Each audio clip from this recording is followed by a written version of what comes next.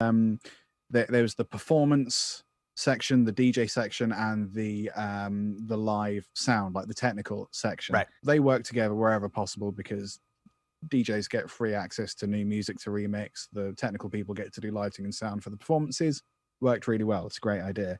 So we're doing a fake gig. We did a lot of fake gigs. So we wandered over to the Waterfront in Norwich, amazing venue. I think it's still there. We plug in, we start playing, and I'm playing guitar. And Spanners, you might know that a guitar needs to be heard through an amplifier. A lot of the sound from a guitar, especially if you're playing like rock or blues or any kind of electric style, a lot of the sound comes from the amplifier.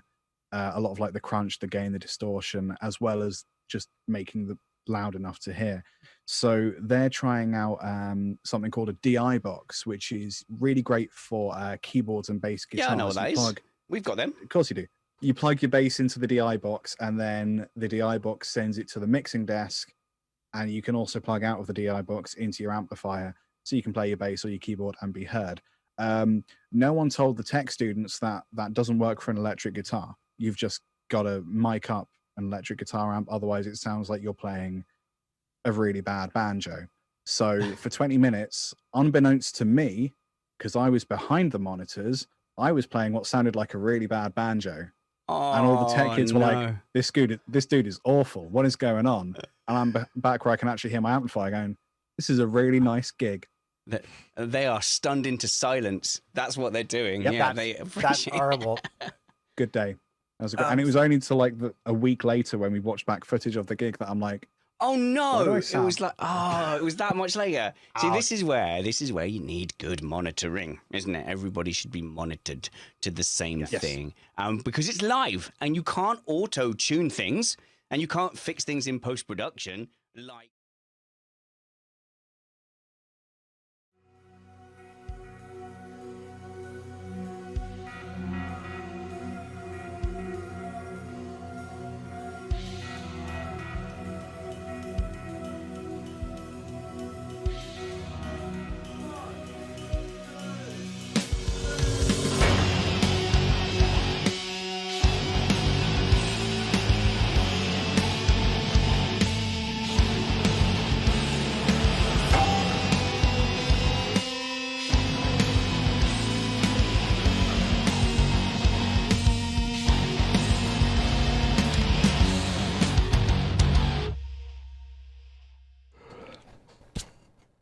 yes, 'tis I.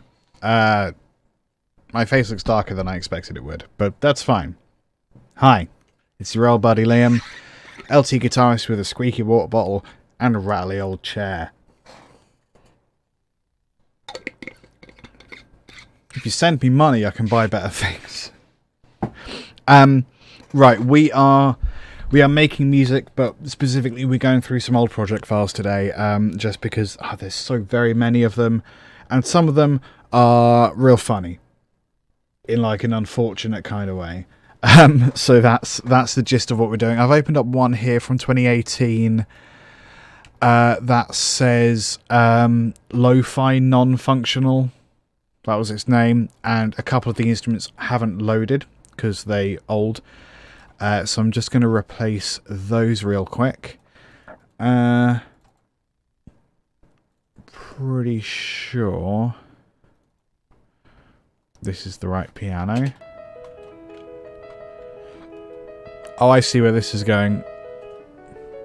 Major 7 to major 7. This is actually something a chord pattern that I used a couple of days ago on the last stream. It's a pattern I really like.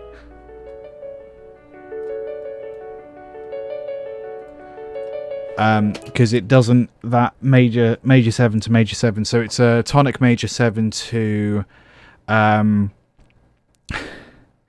tonic major 7 to a minor 7 chord, also playing major 7, so like an E major 7 to a D major 7, and it's got like this really mystical kind of vibe. It doesn't sound unpleasant, it just sounds like super magical. And I think it was in one of the Final Fantasy games that I played. They had that kind of vibe, and that stuck with me since I was a kid. So we got also guitar. Ooh. It doesn't have the guitar. I mean, the guitar's clearly there. What's the way to do this? Media? Find missing files. I've already found it, buddy. It's in the cannot open file. Okay. Yeah, no, look at that. All right, well, we don't have guitar then. Fine. Let's have a listen. Oh, yeah, does everything else work? There's a chord chart that isn't there. Drum kit, battery, and then an upright bass, pad and pad shop, piano. No guitar. We've got an effects channel, 2 effects channels, in fact.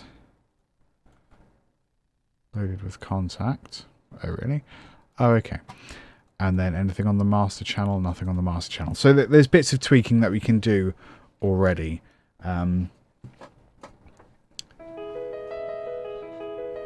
Yeah, we have some stuff that we can do, which is a nice place to start, knowing what you're doing.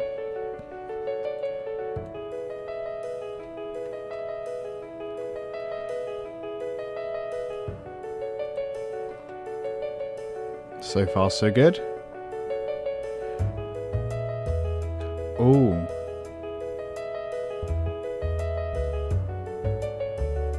Not quite what I was expecting, which is good.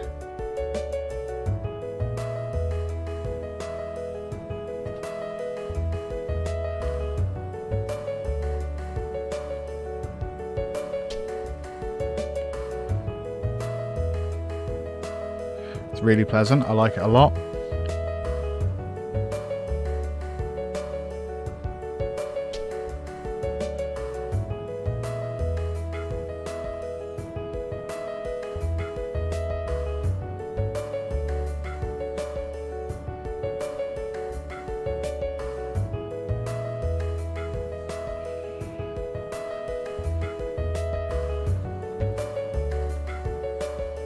Okay.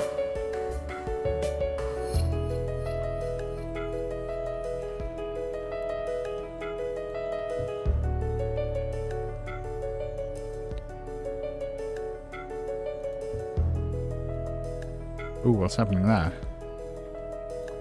Oh, it's just getting real quiet.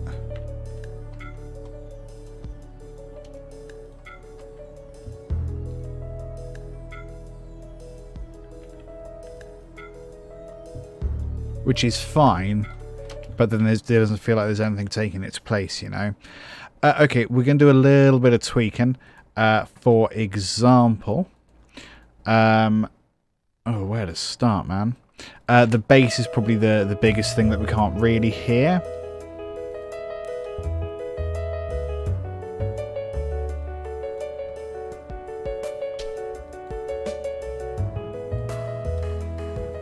So we're going to stick some EQ on there. So it's mono, which is good. That's what we want.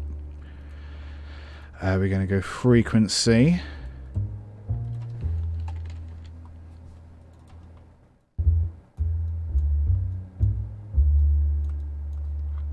It's got quite a lot of reverb on there. Just going to reduce that a bit.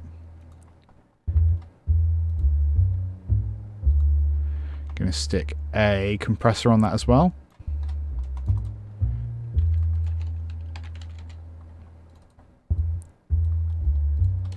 Now there's something weird happening.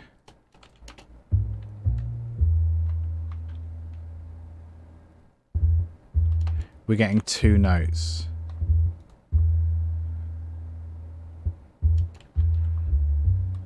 So there's a sound that is triggered when you take the MIDI note off. We kind of need to get rid of that.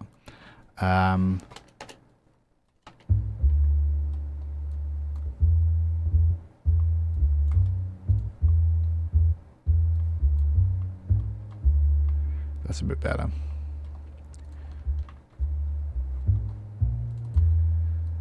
So the only problem now is the output. Okay, that's good. It just feels really quiet for some reason. Let's get this a little bit more punchy.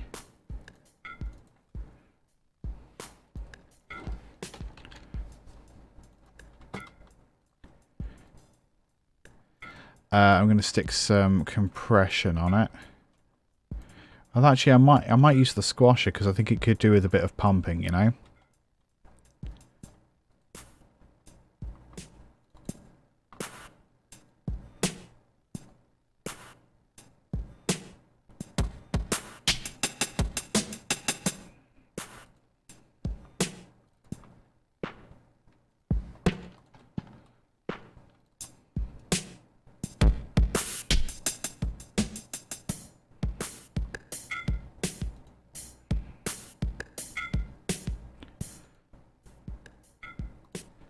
Gives it a bit of a lift, doesn't it?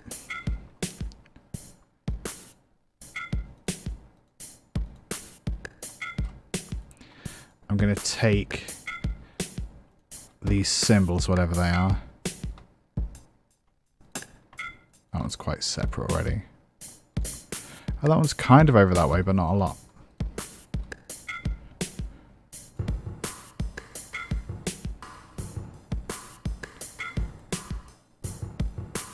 I think we want less kick there.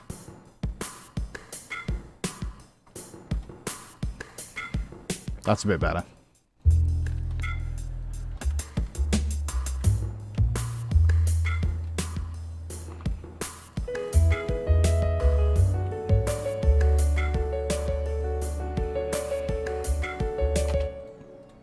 The bass is still very quiet in there, which I think I'm just going to have to let slide for the moment.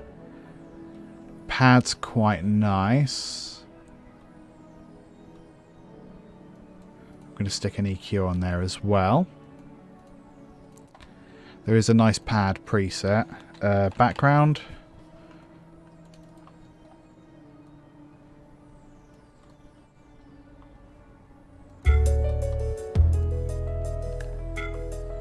That can live off to the left slightly.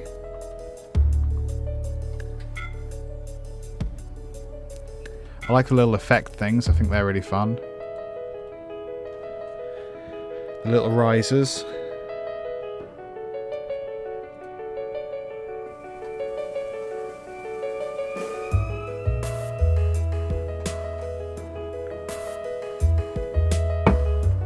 I don't love that the piano is above 0.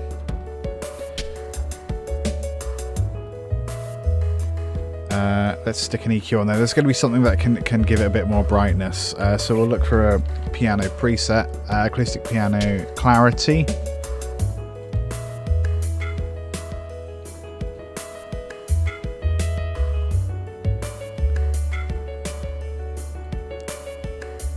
That's quite nice.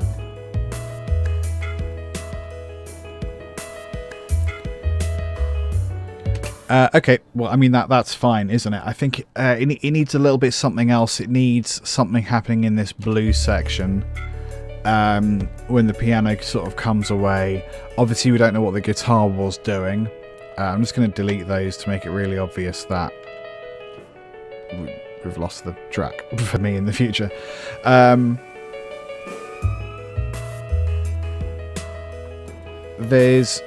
That's quite nice. I don't know why we don't just keep that there. That could just stay, you know?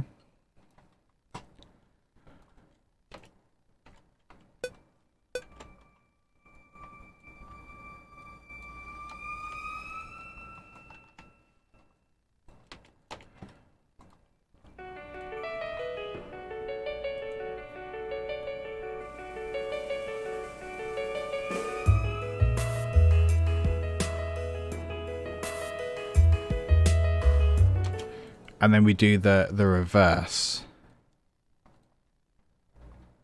I think. I'm also going to make the most of new Cubase 11 stuff. We're going to add the pitch curve there.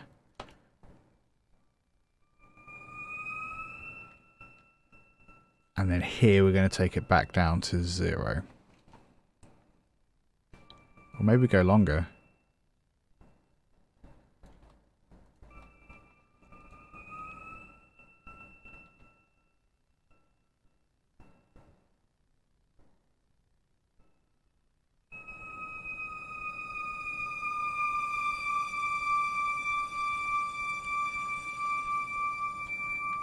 I quite like that.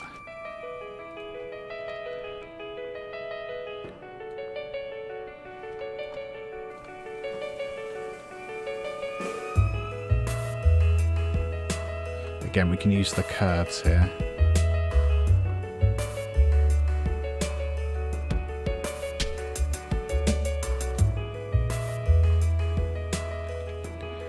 I think, again, this one could come up again to whatever that position was. I shouldn't have separated them.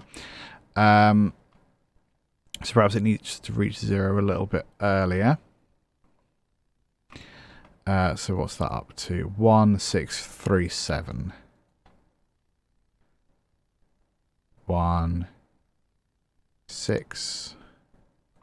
Can I just copy? Amazing. So again, let's raise that up.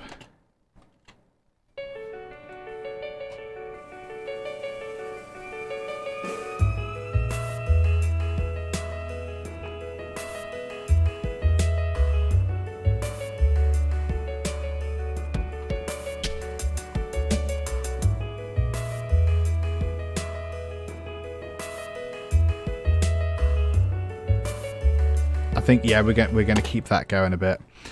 So that whole section, I guess up to the green is there. So just one more. Oops. For that whole deal. And I think, again, volume can stay up a bit.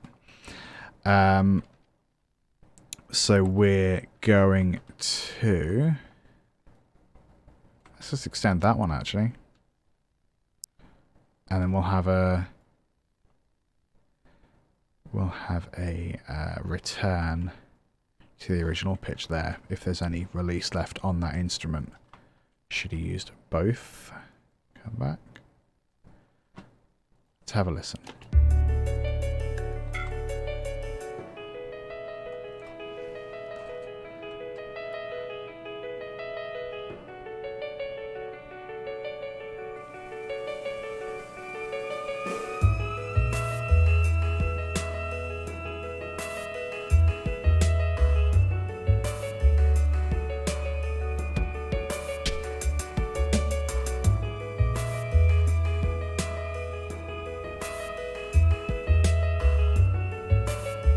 I like that. I like that it's in the background as well.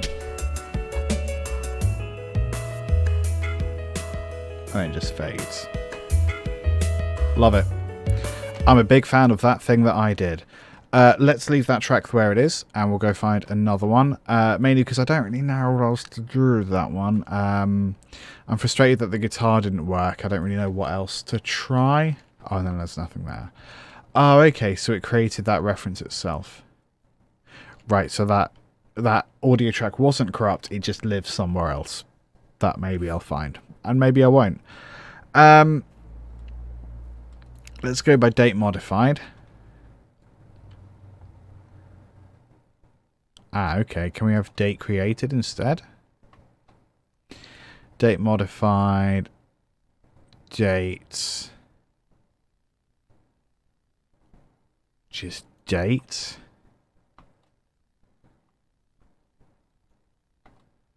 Just date. No.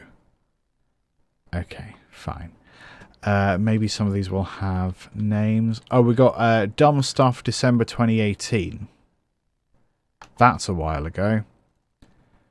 Let's see what we were doing in December 2018. Probably something really dumb, according to this. Although I don't know how much I trust myself. Oh, good. It's a single bar, isn't it? No, it's 4 bars. Oh, no. This looks really familiar. Yeah, I think I know what this is.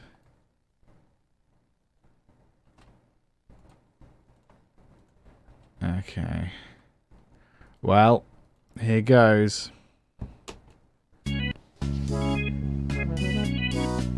Oh, actually.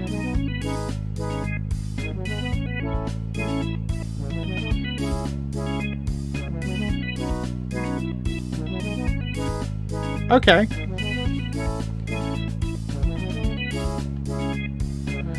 Okay, yeah, so, right, fine. There's a song in here, fine. Let's have a go. So what's happening here in the kit? I think we have a bit more energy on those hats.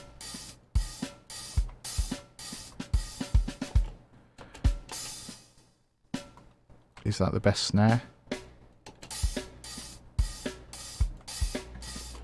And again, a bit more energy on the kick, please.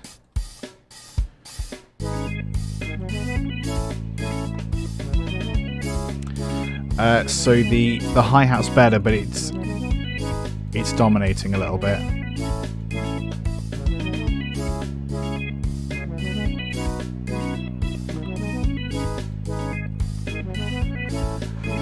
Okay, and then flanger on the bass.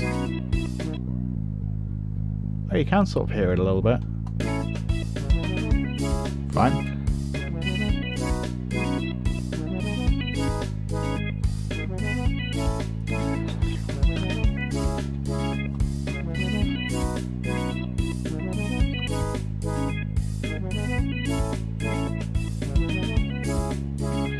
Yeah, I'm still not loving that snare.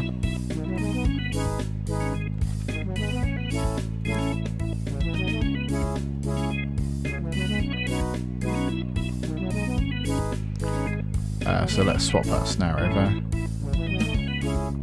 Better.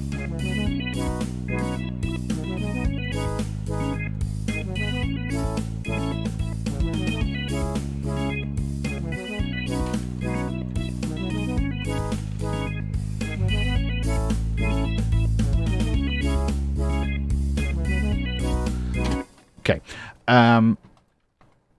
Let's shove that over there. What's an intro to this? Well, I can think of two things.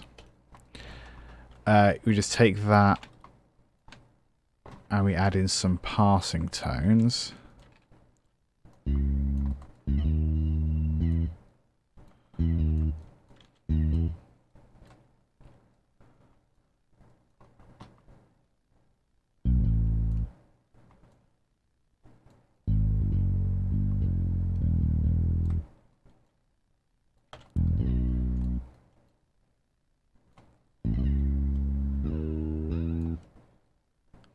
Let's try that, but lower velocity as well.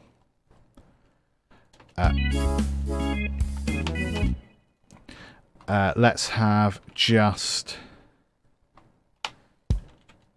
kick donk donk donk donk donk donk and ride, I think.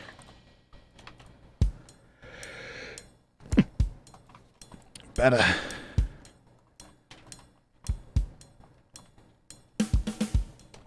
Cool.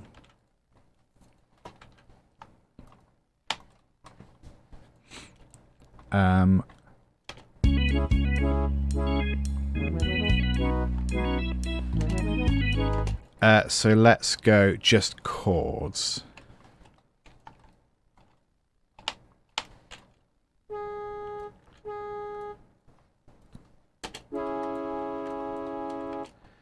And again, we'll have some passing tones as well, passing chords.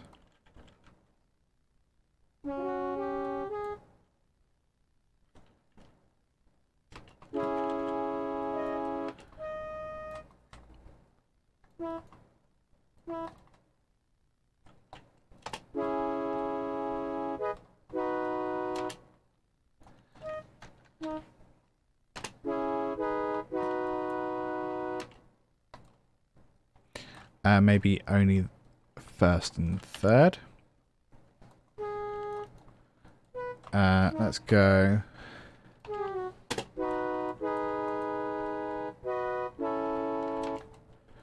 Do, da, da.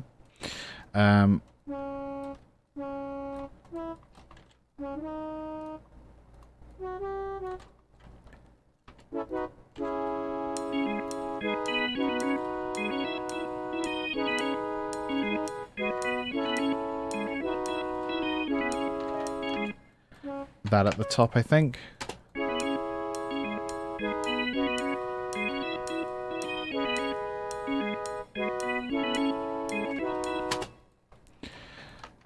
been interesting, isn't it?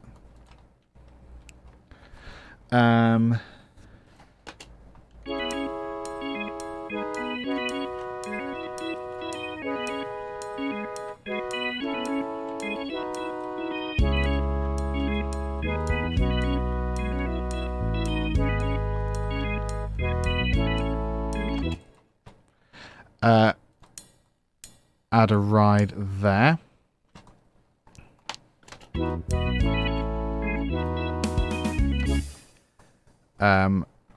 Move this passing B back here.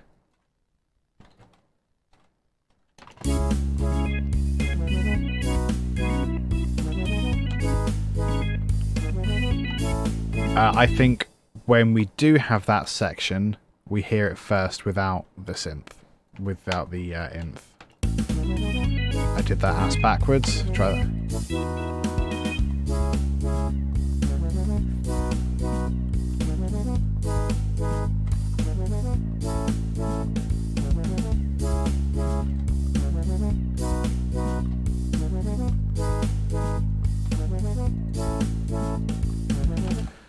And I think it ends with a da da da da da da da da.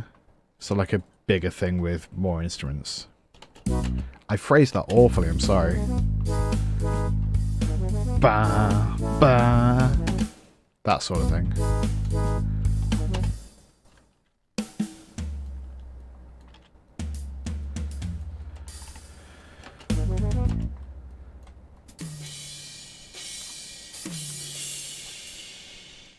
We'll do pairs of cymbals.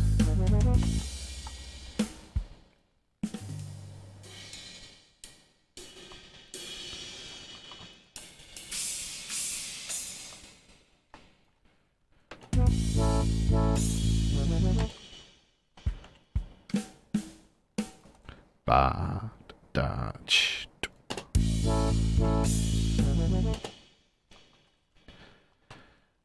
So same here.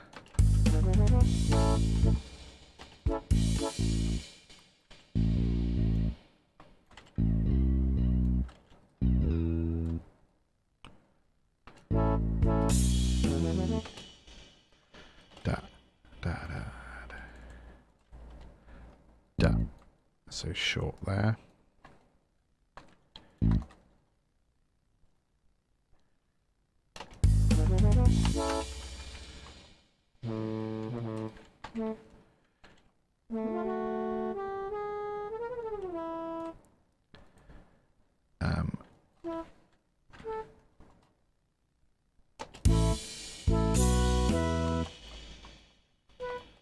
Da da da. Cool. Perhaps I need to put that in this other section. Okay.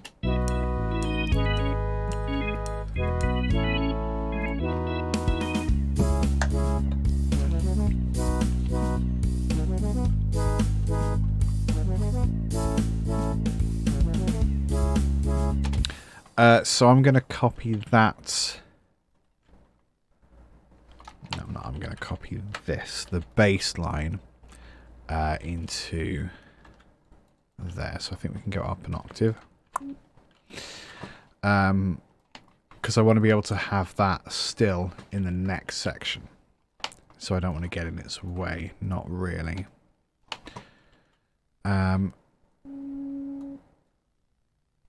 So we're just going to copy all of that, shove a fifth on top.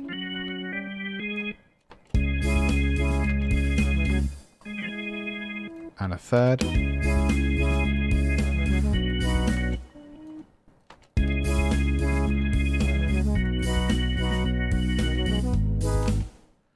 I think those do need to be in up an octave so we have the right tone for that.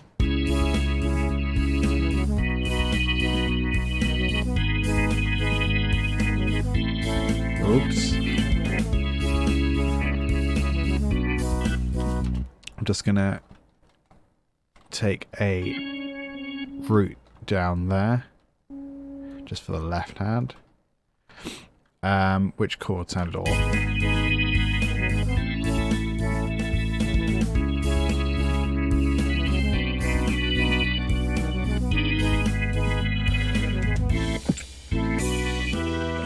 That's pretty bad as well.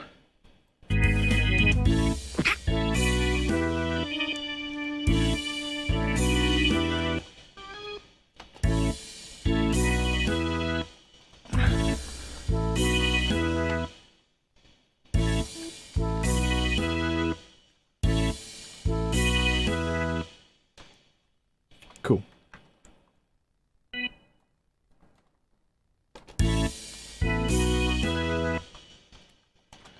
That's a bit better, isn't it? So then can we combine all of those, or not really? No, they're in pretty much the same register. So what I'm going to do... Mealybug, how's it going? I'm going to take all of that. And then we're just going to have just power chords in the left hand for that section.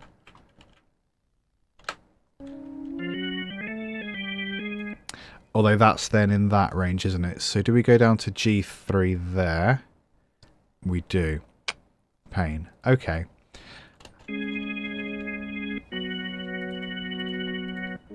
I think we just got to get rid of the split sound on that one. If I remember how to do that, which I don't.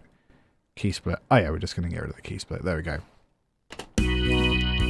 So it's just a bit richer in the left hand on that organ, but that's fine. So then that can come into that section.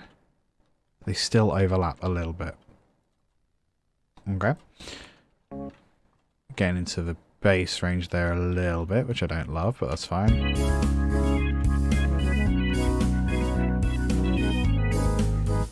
Ooh, I mean, that's wrong, isn't it? Okay, fine. We'll get rid of the fifths. I won't use the fifths. It'll be fine. And we'll just go up. How does that sound?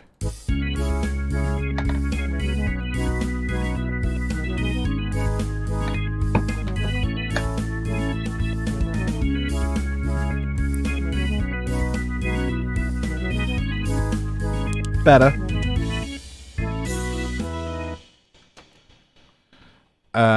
I guess we can copy that rhythm, do something slightly different.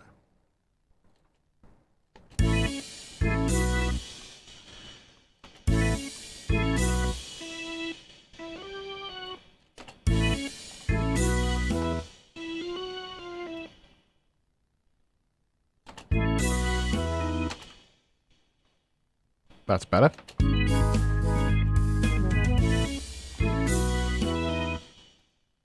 And then I feel like it needs to go to...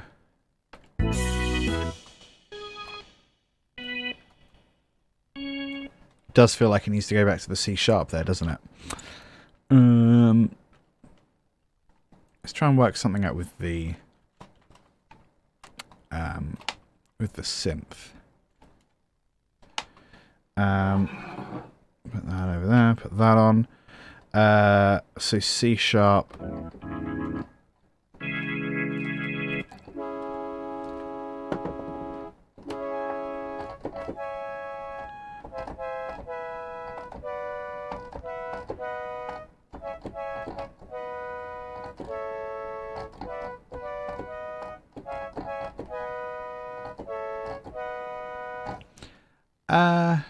Do we have B in the original section?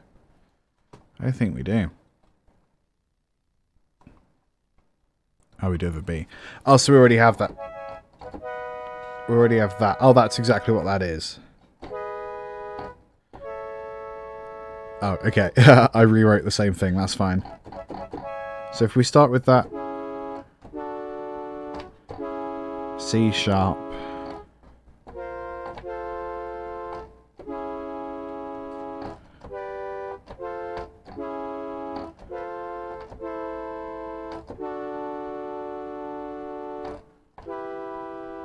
Maybe C sharp.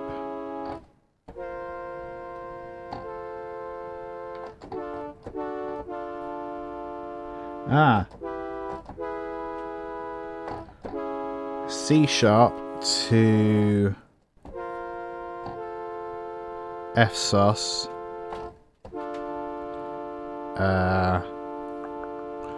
D minor. E major.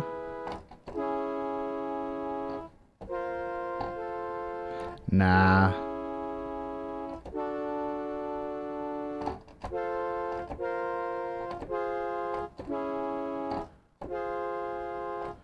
That's a bit... That's something from Star Wars, I'm sure. What else we got?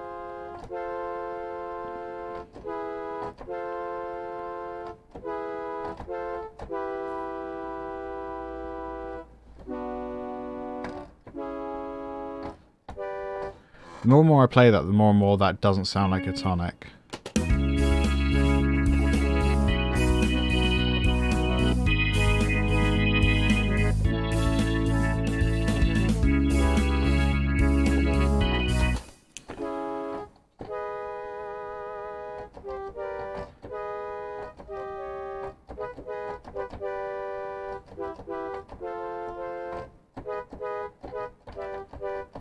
Let's just start with something.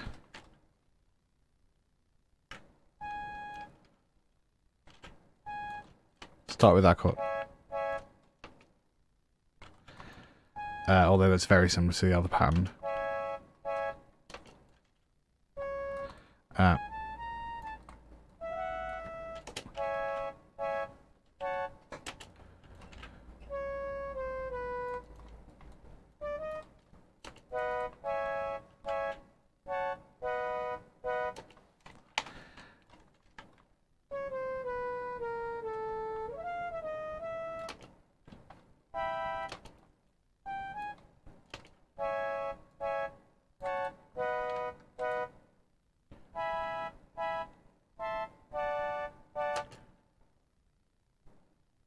Nah. You know what? I think we've made this better than it was, but I don't know where to take it next. So we're just going to go to the next project. It's fine. It's all good. It's all good. It's fine. I swear to God, it's fine. So let's see what else we got. Anything else with a date on it? E minor solely from 2014. Okay. There's no way this won't be awful. Like, truly, truly terrible. It says brass as well. I don't know how to arrange for brass. I don't know. So, I'd love to know. That would be rad. But, okay. So we're just using session horns, which is great if you've got like a background horn section. I wouldn't, you know, if I'm going to get a horn section or a horn player, I'm going to hire a physical person, usually, unless I want it to. I think there's something about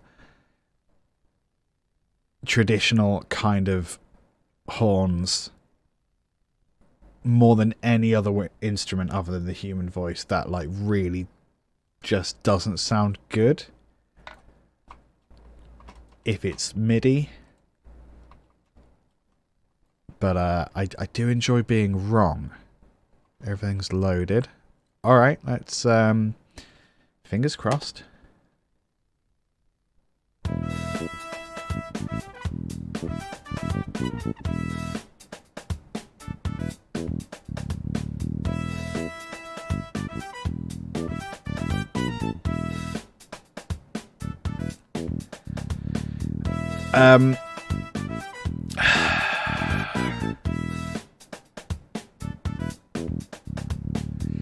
That's like the hold music for like something that's on TV after 3 a.m. You know what I mean. Yeah, I'm just gonna not, if that's okay. I'm just gonna not. Good. There's one here that says intro music. Oh, that's from this year. What was I writing intro music for that I didn't use? Towards the end of last year. Oh, the audio file is from 2014, so this could actually be from 2014 as well. Oh God, what is this? What monstrosity is this?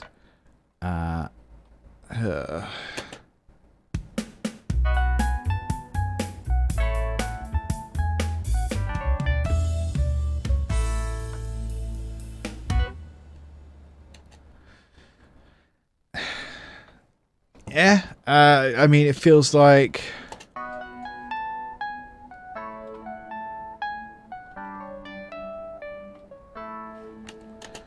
that there needs to be more of a lift there.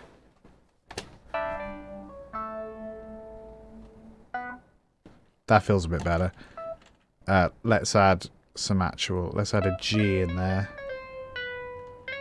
Do I mean G?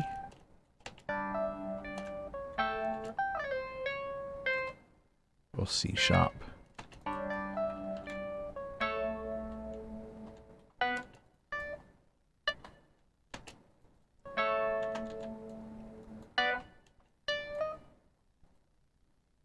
So that's a chromatic. That's quite nice. What if we make it a sus?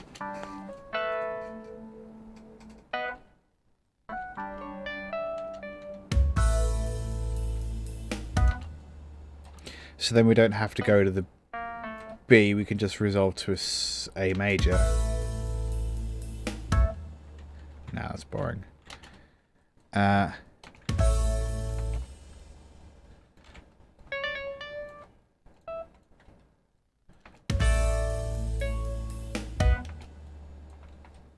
Yeah, this is better. Better. We made a discernible difference.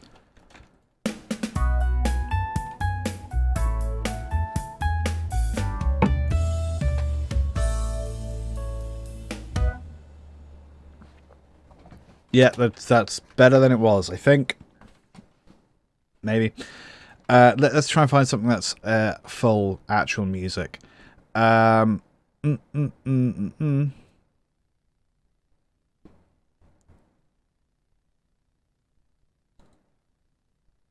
From 2015, 87 BPM, B minor, jangly.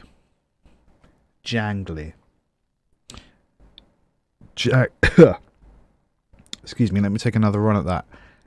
Jangly. Alright, let's see what we got. If it's not jangly, I swear to God, I'm gonna be real angry if it's not jangly. I entertain myself way too much. Of course, if this is like 6 years ago, it's possible that I don't own these synthesizers anymore. Well, it will probably be Contact, so it's fine. Yep, there's Battery. Our good friend Battery. Oh boy. Oh, this looks jangly. Oh, this one. This one's rad. I think this one is rad. Do we just run it? I think we just run it. So it's got like the tracks have got names of plugins that I don't own anymore. So like I used to use the a free version of Zebra that came with Computer Music Magazine. I just haven't bothered to reinstall it because it feels a bit crappy as like an actual working musician to use free plugins. Let me rephrase that. It feels crappy as a professional musician to use free trial versions of plugins. I'm also pretty sure there's some licensing issues there as well. So I just buy stuff if I want to use it. Better be jangly.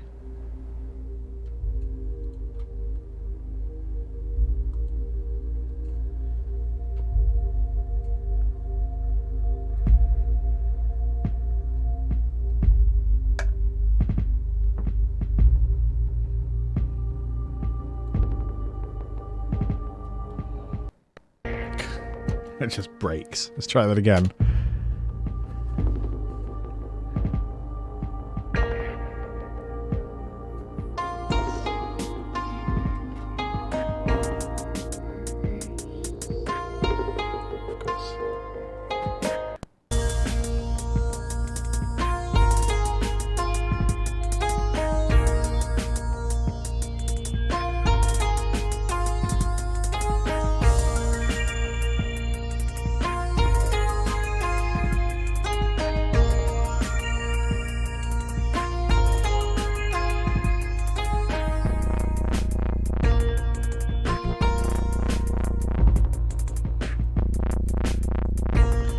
Okay, so my impression with this track is that the track thinks the bass is way heavier than it actually is. I don't think that's unfair. And it's also me that I'm being mean about, so it's fine. There's lots of space for the bass to be really, really brutal, and it's just not. So that could be the thing we need to look at. Because we've got massive and we've got retrolog. So I don't think that should be a wub-wub. It should not be a sub-wub-wub to me. It should just be like a dong, like a nice, plain, straight, kind of sine wavy sort of thing. Or it could be like a really slow wub. Like that kind of thing. Hey, Ellis, how's it going, buddy? Or twice as fast. Let's try that.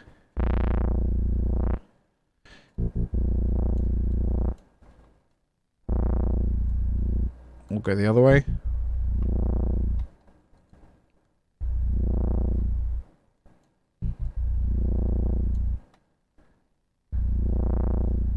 A little bit slower, maybe. See, it works there. So I reckon we don't use LoFo at all. I reckon we use just envelope. I'm going to loop that section. Yeah, I'm doing all right. Free day off work, you know.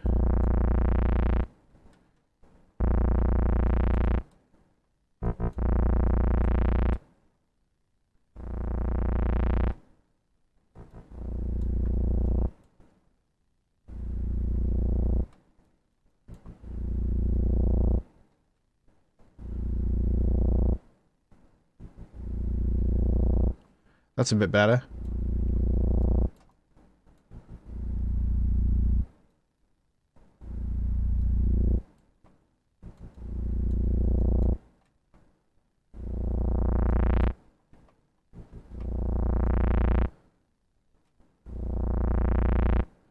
And let's get rid of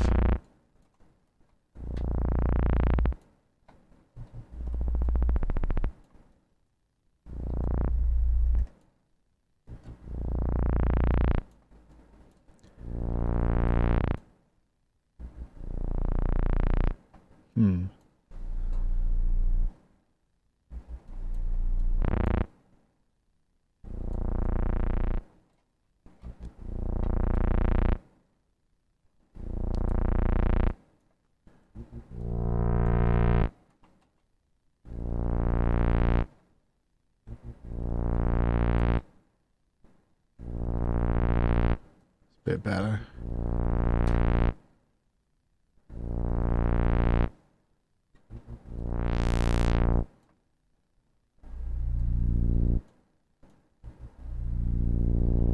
Better. Okay. So that's a lot nicer.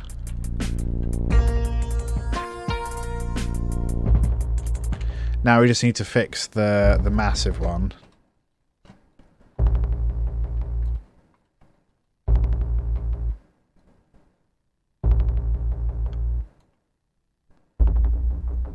I mean, part of the problem is it's not in a bass range, so that's a little bit better.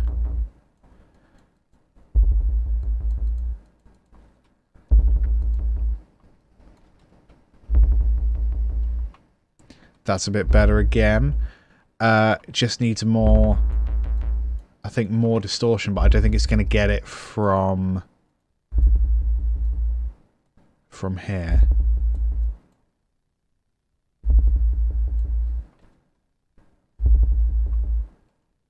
So what if we go to... let's try... First off, rather than using stereo enhancer, we're going to use the imager. Because that means that we can keep the low end like really tight and in the middle, and then the higher, like anything higher than this sub 130 range can be like kind of wide sounding. That was the wrong preset. There it is. Yeah, because it is going to have some high end because we're crazy like that. Image is going to be the last thing there.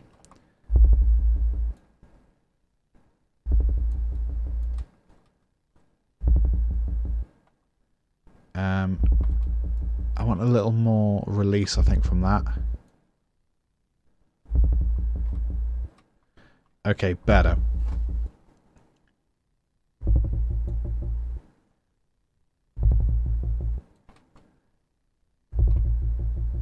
Let's stick a load of distortion on it now. We're going to try out... I don't know, man. What's the free amp from Cloudground or the Zvep? Oh, that's a phaser. Free amp.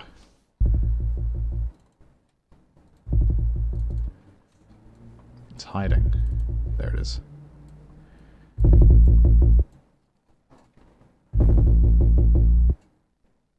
It's kind of cool. I want it to be a bit sillier. So we're going to use Native Instruments Driver. Because it will be silly. It'll just be straight up silly.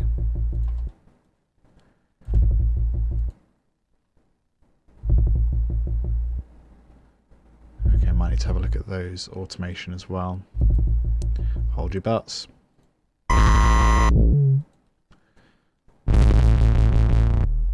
That's what I want.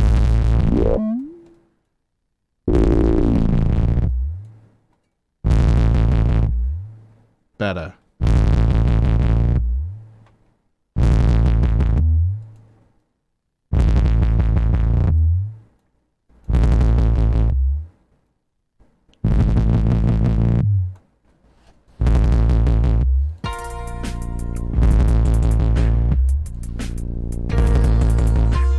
What about...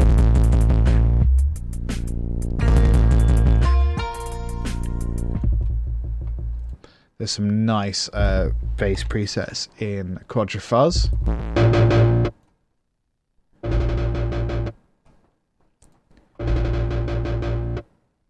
I don't like the cutoff there. Why is that?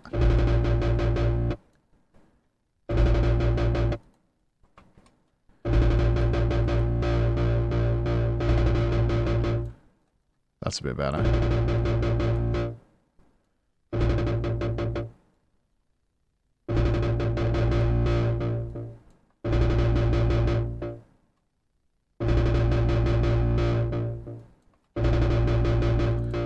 That's better. Let's stick a delay on.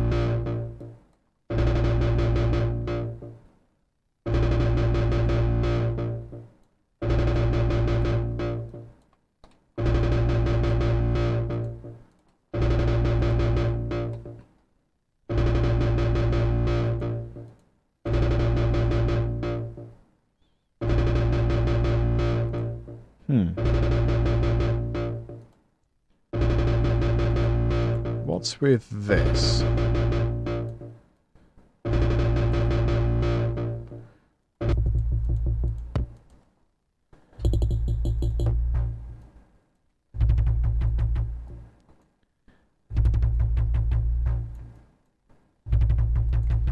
Okay.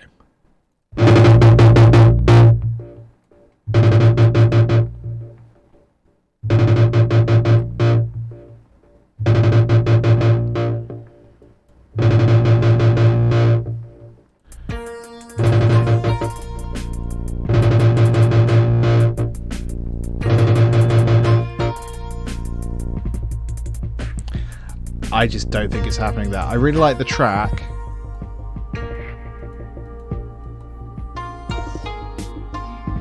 I really like the kind of Eastern folk instruments in there. It just doesn't...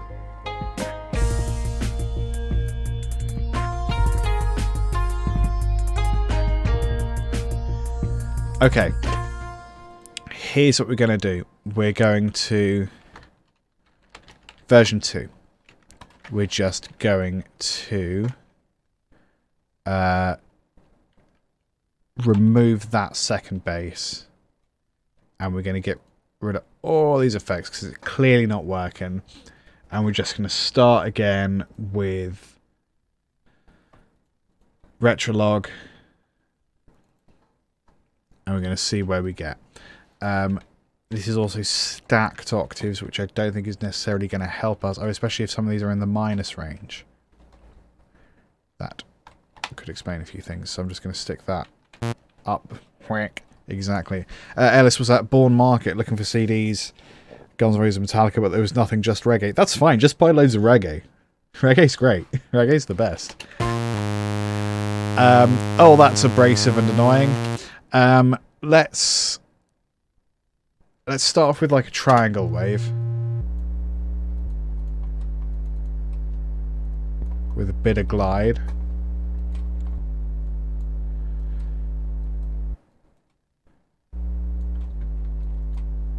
And we're going to solo. We're going to repeat this area. And we're going to use a little bit of... Maybe we'll just have like a little bit of level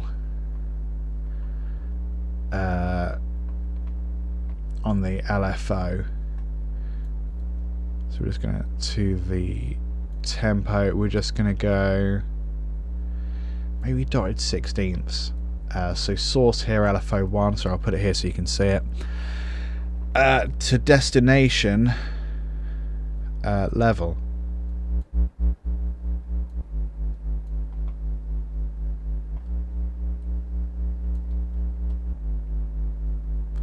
Let's go straight 16ths. If I can find them. 8s.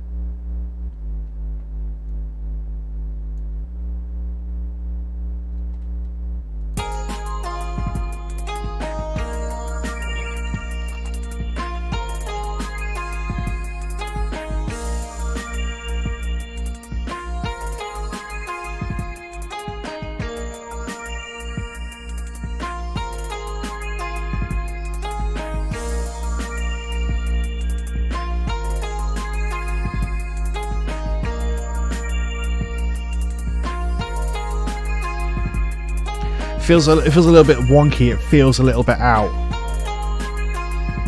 which I like. So now that we got that, let's add a higher up synth.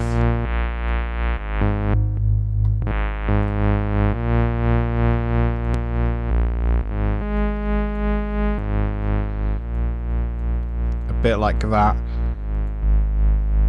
We don't really need a sub, but I'll have a tiny bit of one in there.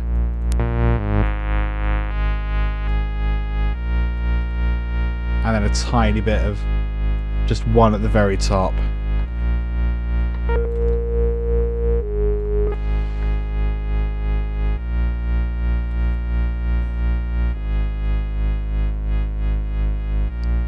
Maybe that should have a bit of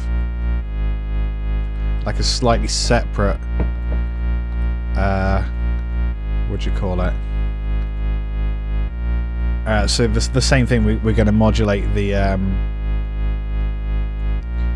volume of that one a little bit, but slightly offset it.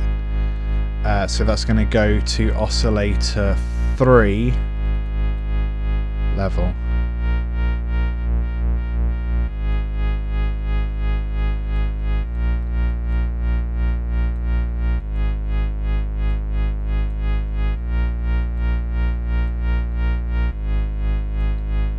So that's slightly behind everything else.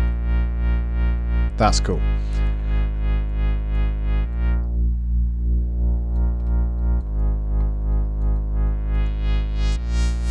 Now we just need to work on the filter a bit.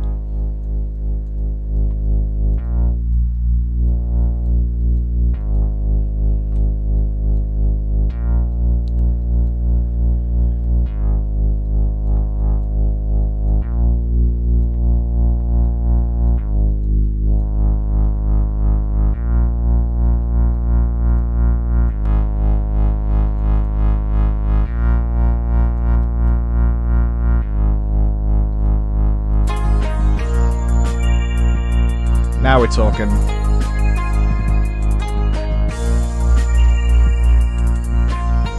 Let's go with the preset.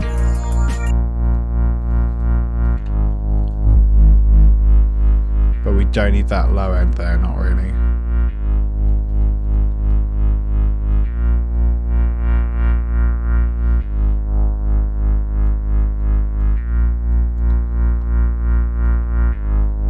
That's a bit better. That's not.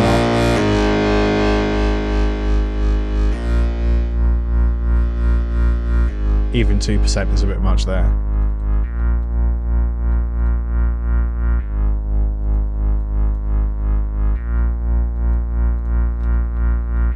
Okay, that's a lot nicer.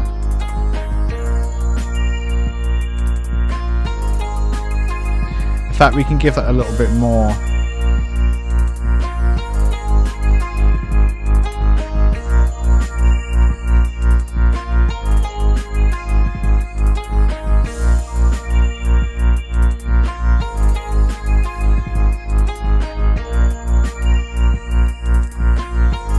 That's cool.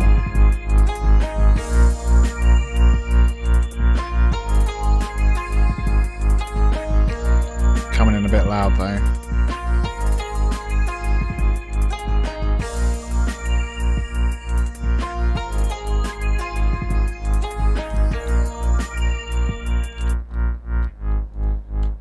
Nice.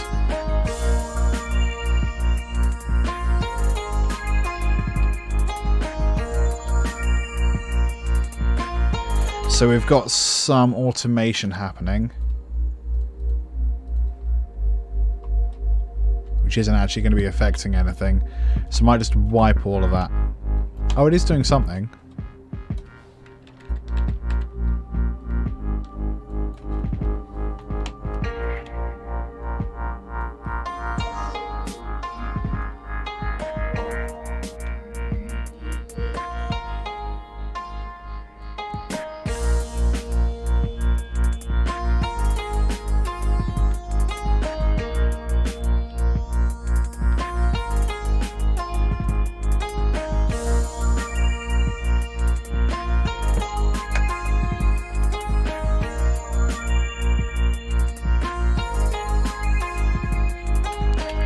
So I feel like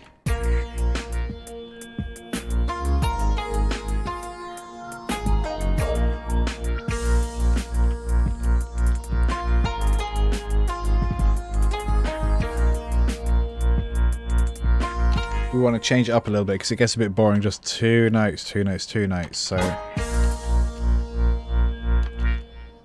let's go.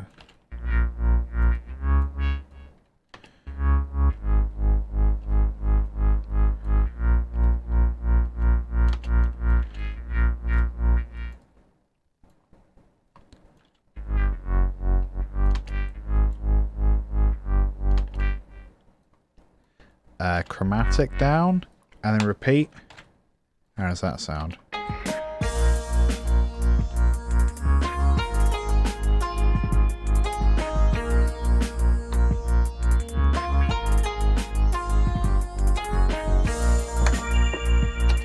Not quite. Ah, new string day, Ellis. Awesome. How are they sounding?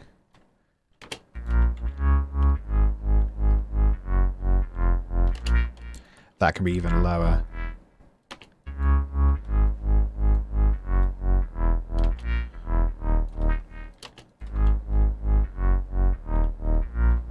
Or maybe up again.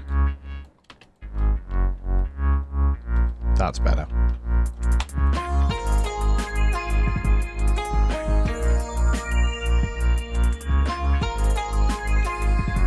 Snazzy.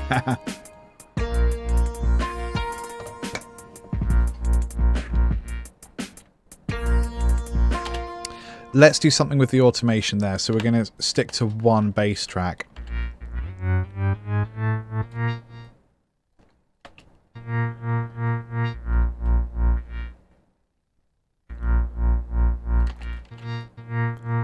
I think we do like a huge pitch shift there.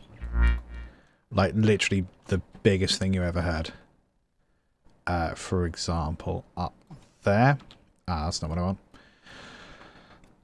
Get rid of all of that. And then we're just going to automate thusly. And then it's going to come back down here. And it's going to take that one beat to do that. So it's going to be like, woo, real springy. Other way, I think. Back down here, perhaps.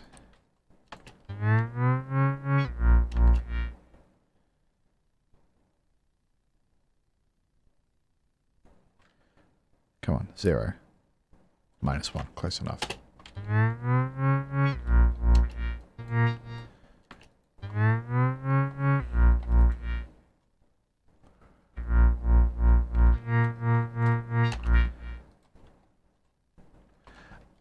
So I think we want to change pitch bend up and down -12, +12. This could be silly.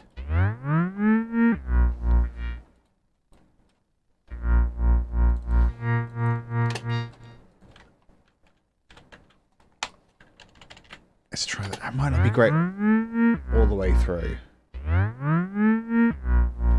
Yeah, so not for the whole thing.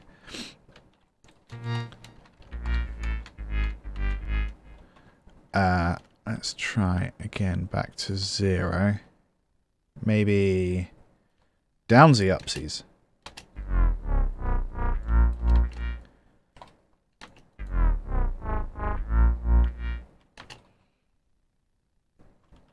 Yeah, maybe. I don't know. Again, it's about making it slightly better than every time we've done a thing. Myanic Nake, how's it going?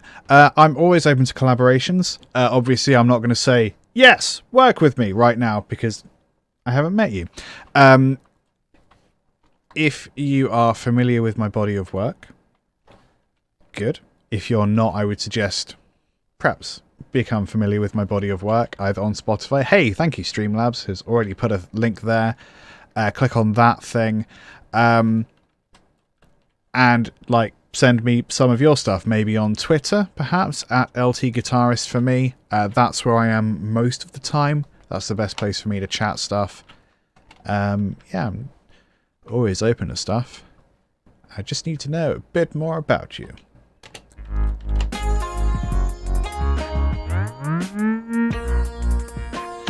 Nah, you know what? I've made this worse. That's what's happened here. I've made this track worse. So we're just going to say goodbye to that one. Open up another one. We tried something. It didn't work. I personally am fine with that. October 2017. And I haven't touched it since. This was a live stream track. Which is not filling me with enthusiasm or confidence that this is going to be any good. Okay. Oh, it's missing a load of contact stuff. That's fine. Native Instruments damage library. Okay. Hopefully this won't take forever. It might take forever. Native Instrument. I pressed the wrong thing. Is it all? No, some of it's Kinetic Metal, so I may as well just go through that folder. That's all good. Okay, so it looks like a cinematic piece or a classical piece of some kind, using the Hallian Sonic library, which is good because that works. That is something I own. That works. So we got strings. We got brass. We got wind. We got a drum kit, which also works with a metal preset. That's a good sign. Got a bass guitar, and we got a load of effects as well. So, quick fact about me. I would love to compose for orchestra. I think that would be really cool. But I can't.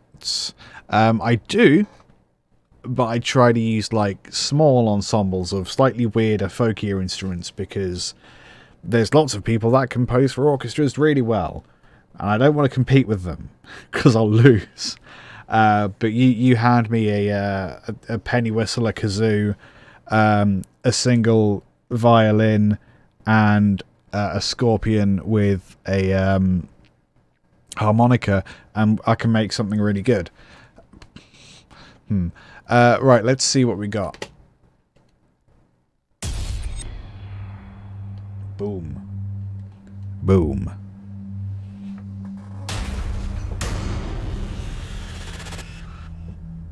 really obviously trying to do trailer stuff.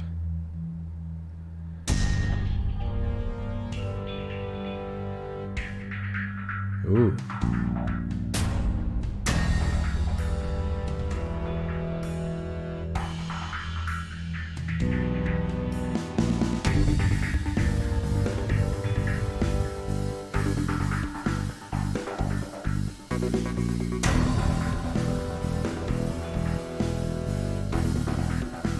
Okay, it's not so bad.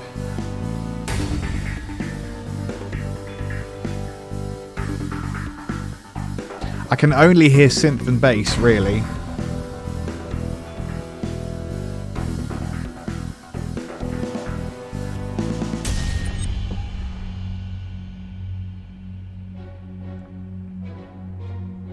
Ooh.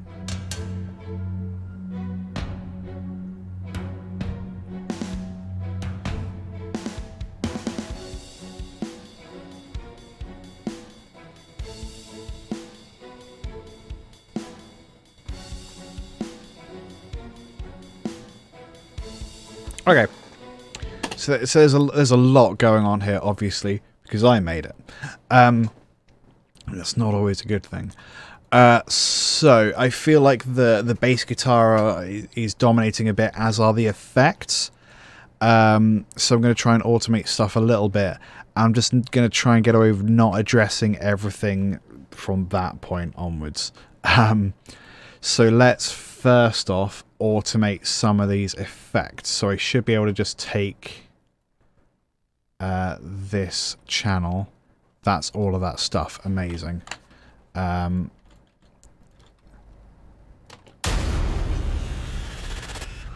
then let's work out where the ARP is as well.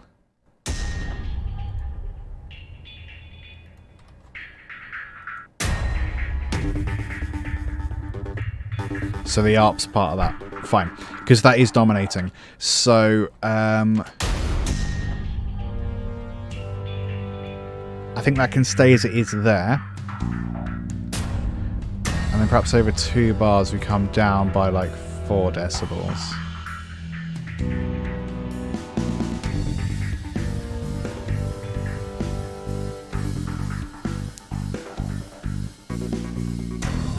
That feels better.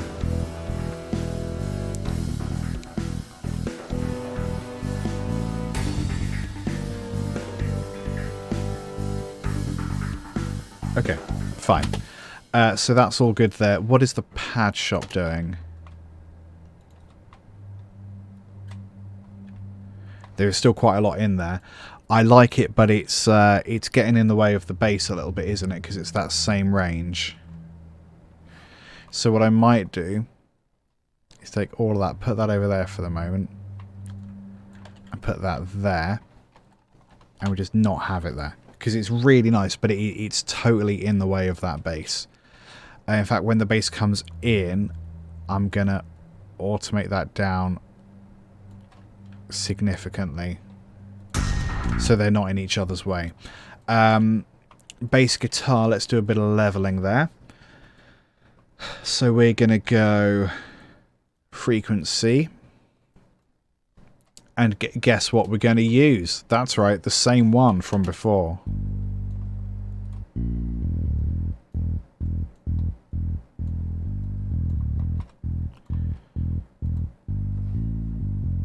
And then compress it.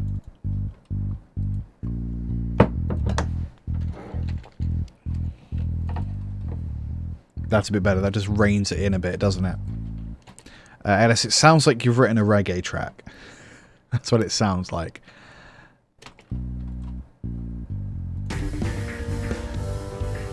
That's a bit better.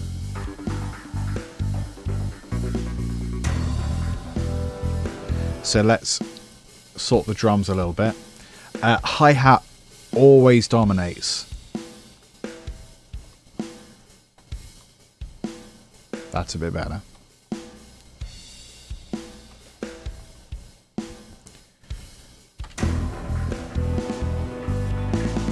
So now the hi-hat's in there, but it's not like open hi-hat. It's just, oh my god, so loud all the time. So we'll go frequency again. The Monster Drums preset is pretty much what I use all the time because I find that it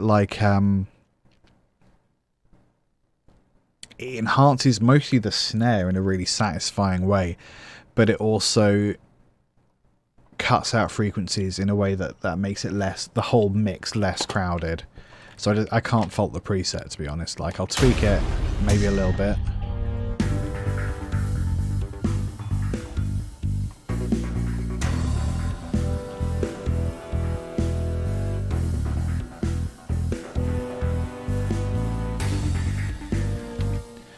That's cool, I think.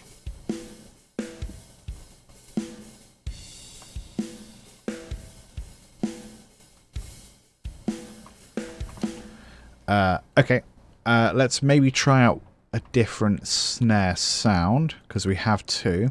I in older projects I seem to be going for this B snare a lot, but the A snare is better. Possible problem is... okay, I've stacked the snares, so I've done it in an ass backwards kind of way. That D sharp is a nice rim snare, so it really hits the side of the drum as well.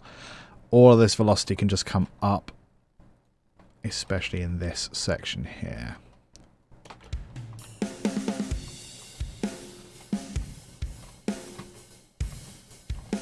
Much better.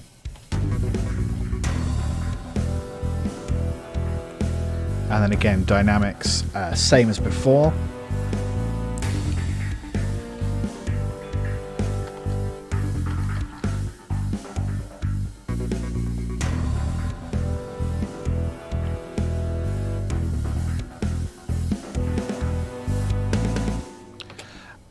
One of these hits was massive. Yeah, it's that. So we just don't need that level of volume.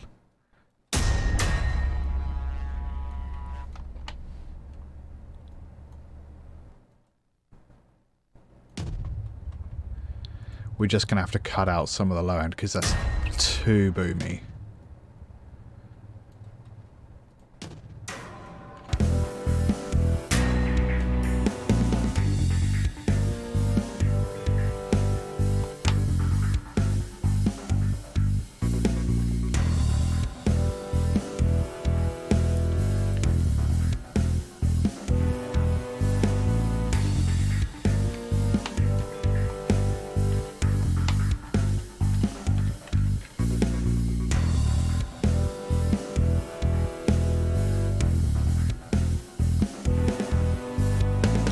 So now it just feels really slow, you know? Like, come on, it just feels like... so let's just see if we can push it up a little bit. 137.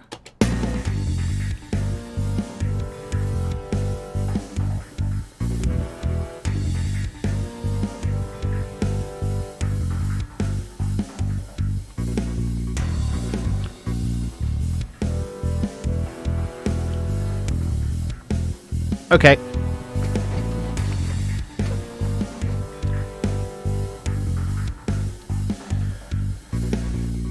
Also, these horns are like not really doing anything, and they're in quite a low range as well. So I might just try and boost them all up a tiny bit, because especially they'll sound more urgent if they're higher up. That's probably too high for a tuba. In fact, you know what? We don't need a tuba. Let's just can the tuba. We just don't need it. We got bass. We got bass synths. It's fine. Same with bassoon. Just in the bin. Trombone.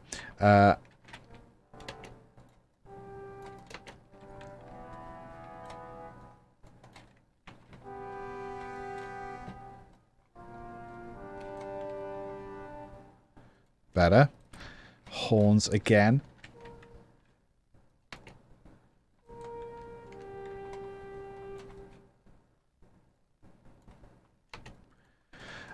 Okay, let's try and write something better.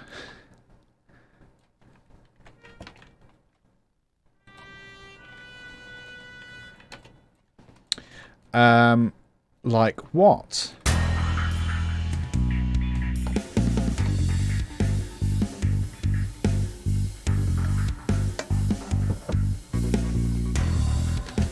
I think we can keep that in here, in this little intro.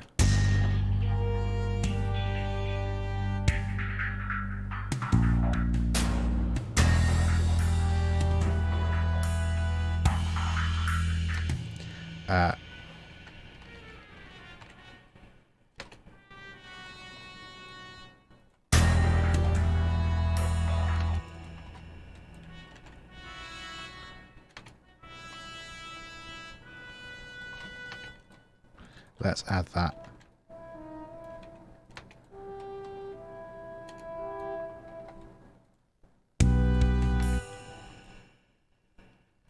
How does that sound?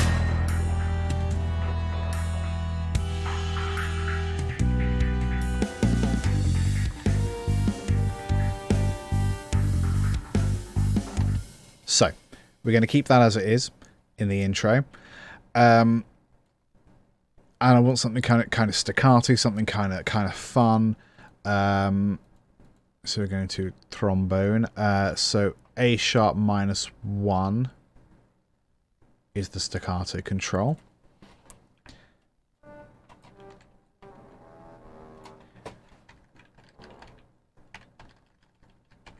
A sharp. I'm just going to put that in 2-bar sections. There we go. So this is something cool within MIDI where not all the information you send over MIDI is pitches and time. You can basically send commands. So this command I'm sending through using the notes A sharp -1 is that this should be a staccato sound, so a much more sudden, harsh, quick sound. Like that. So what should we do?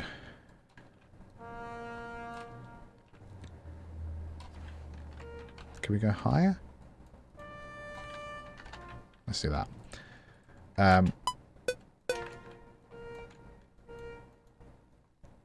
I think something like da. I don't know if that's possible.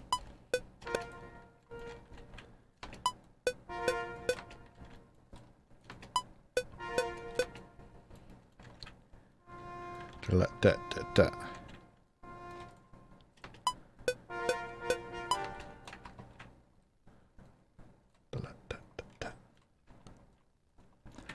Maybe. Perhaps that needs to be octave.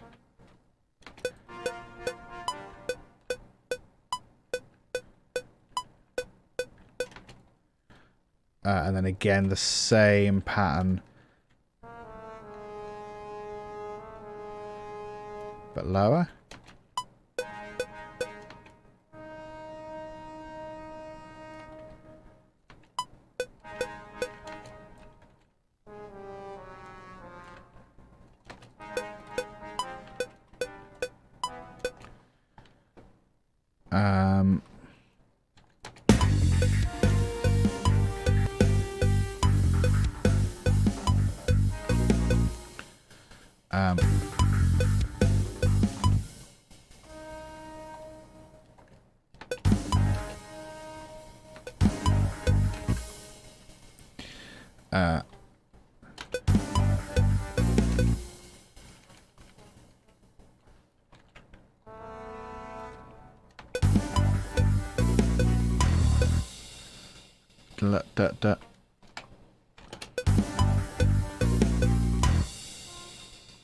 A sharp.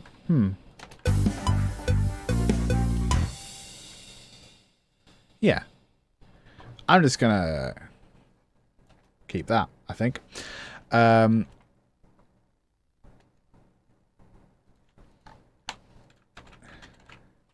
let's just see if we can put that in the ranges for these other instruments, which are not going to be dyads, they're just going to be single notes, I think.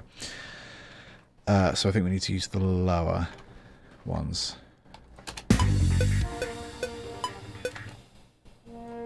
Can we go high? Nice.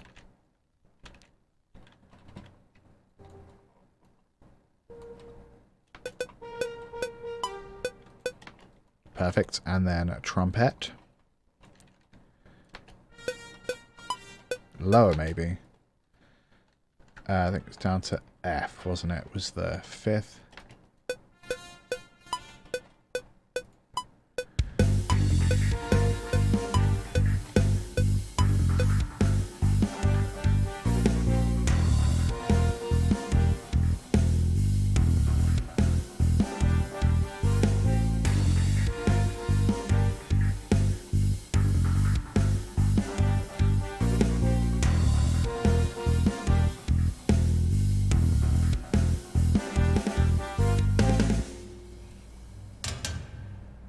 Okay, so we made a bit of progress there. It definitely sounds better than it did. It was kind of like a huge mess. It still is a little bit of a huge mess, but I think we've brought a little more good to it. And I'm just not in the headspace for big, stupid cinematic stuff. And it also reminds me that I still cannot really orchestrate. Working on it. Making progress on that dream every day. This one says Ooh Dainty, and it's from November of last year, so it's like 6 months old. Oh good, it's 4 bars, so we know this is going to be garbage. Come on.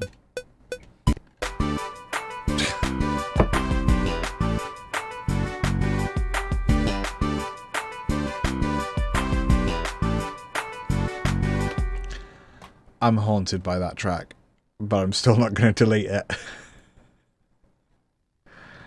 I'm going to rename it though.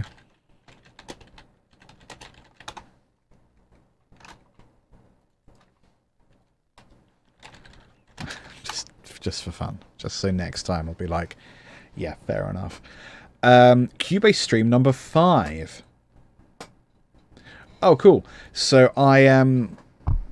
I started streaming in 2017, I think.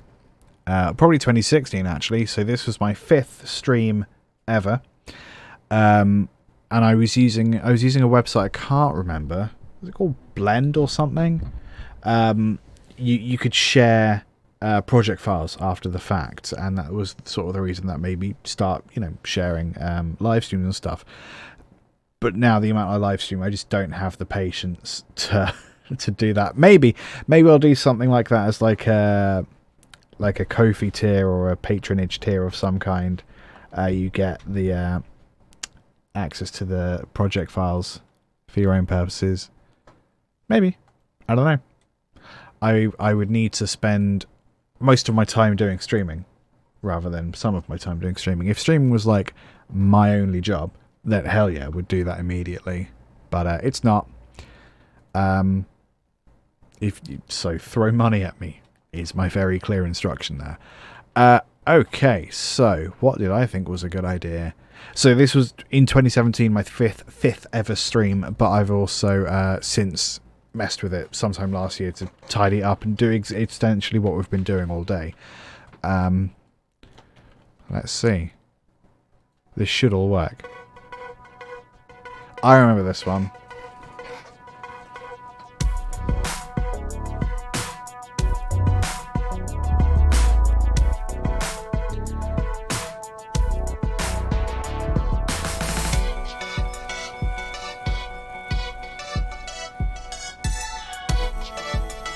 I sort of like the pitchiness of it.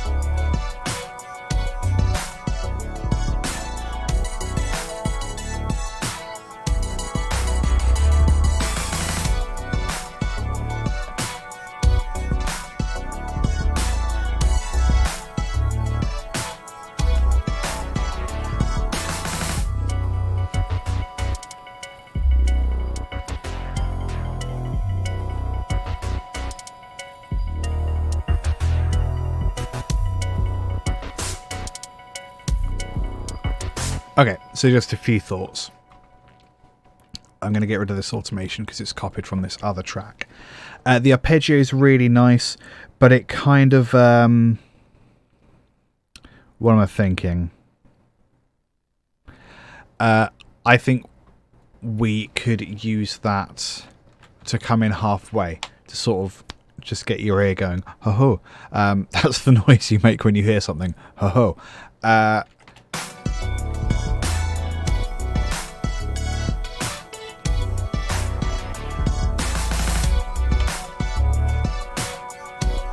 I also think that having just heard this metal pad for a bit, we don't need it to be quite so crowded here. So I'm going to get rid of the low. I'm going to get rid of... I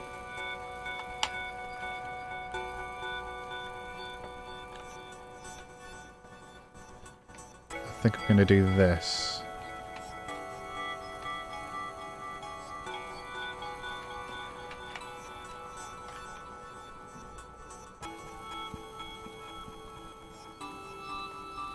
Nice.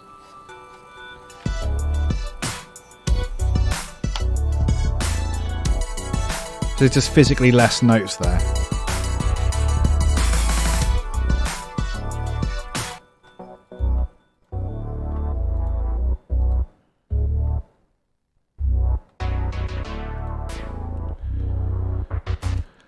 There is the drum fill. Doesn't sound good. It sounds too... Because they're so layered, I don't think we need that much sound.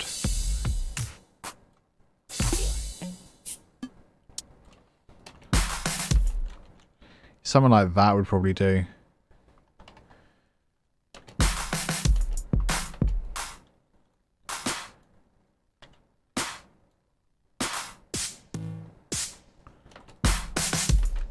Yeah, that's perfect. So I think we just have copied that pattern. Looks like it. And again, this is basically what we're doing now is just making it more interesting to listen to throughout. So I'm going to color, just for my own visual aid, I'm going to colour all of this yellow because this is all basically intro.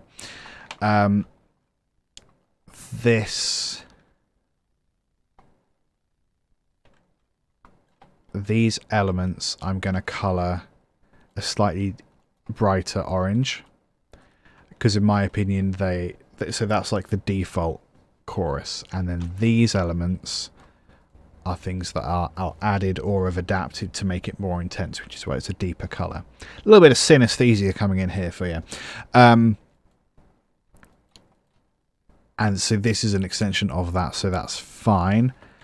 Same deal here. That's going to be the slightly darker colour because it's an abstraction of that initial pattern. This is also going to be changed to a different colour. Even though it's slightly more intense than that section. So perhaps what I'll do instead is start off with that initial one, but I am going to show all use automation. Right, I'm just going to shove that one over here. So again, that gives this a chance to evolve over time. The drum kit starts off with a lot of stuff happening.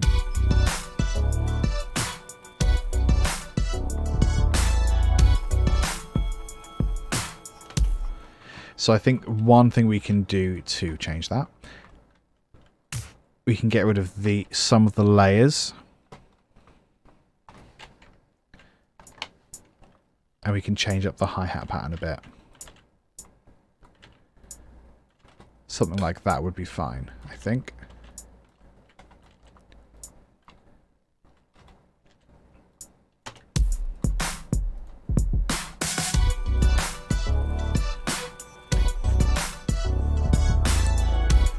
So then this next section is going to be, again, all of that. That's cool. I'm going to swap the panning because the arpeggio has a lot more motion. There's a lot more single notes happening, and I want that to be on the other side to the hi-hat, just so that there's tempo things happening. You know what I mean?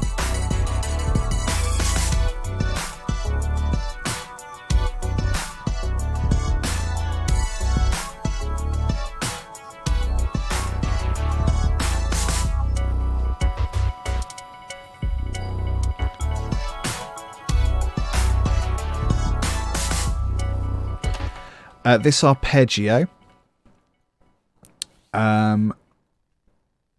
what instrument are we using? Cool. Prologue, okay.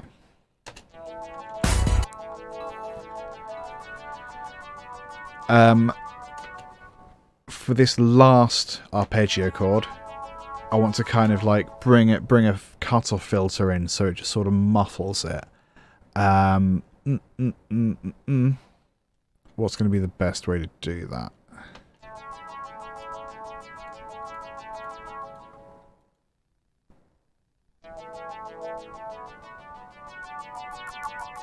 Oh, the emphasis is quite nice. We might bring that in and out.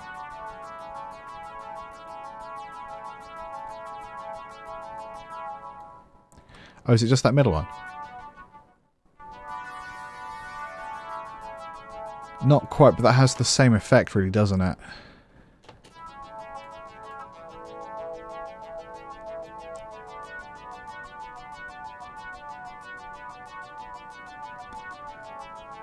So maybe we'll do that with a what do we even call it? Oh, that is just cutoff.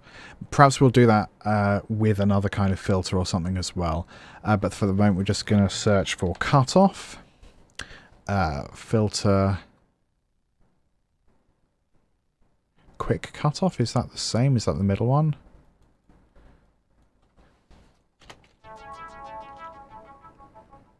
Nope, that's something else. So that was the quick cutoff, which is not what we're using. Cutoff. We'll go filter cutoff here. So that should be that big button in the middle, which it also might not be.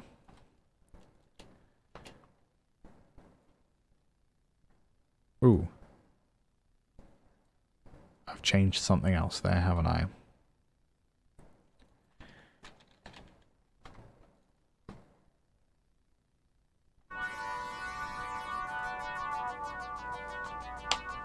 Okay, that's better.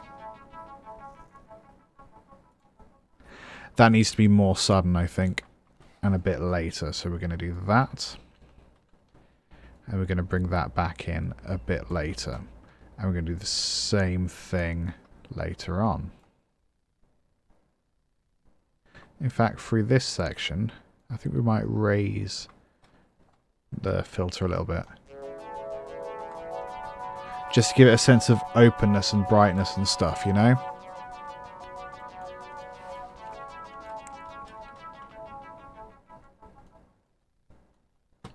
Again, that could be later.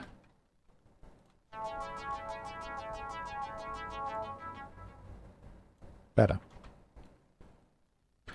And I think we're going to open it up here as well.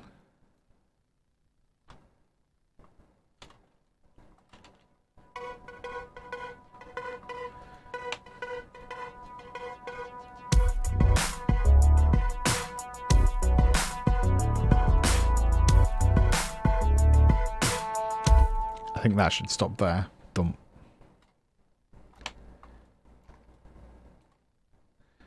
And again, just 4 or 3. Da, da, da. Yeah.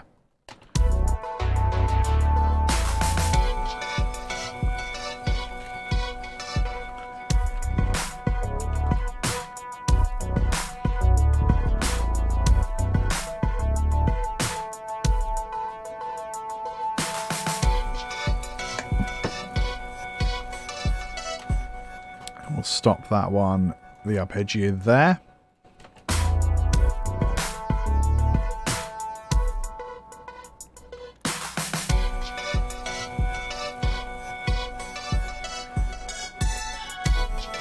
that's quite loud. It shouldn't really be above 0 decibels. So we're just gonna nuke that. Jolly good. Still a tiny bit loud. Better.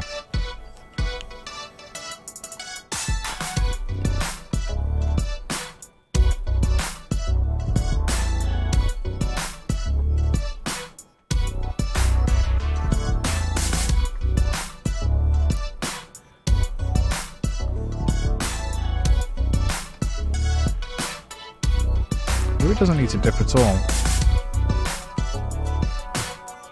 Yeah, that's fine.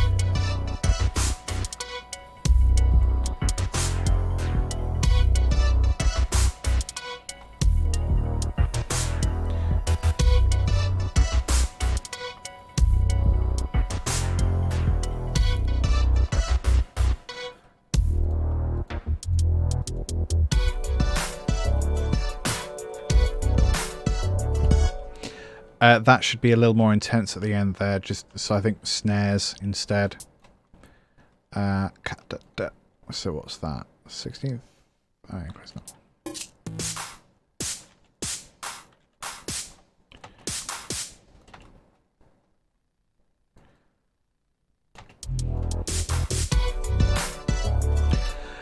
That lead pattern doesn't feel right being the same as the same melody it's always been. That's a bit boring.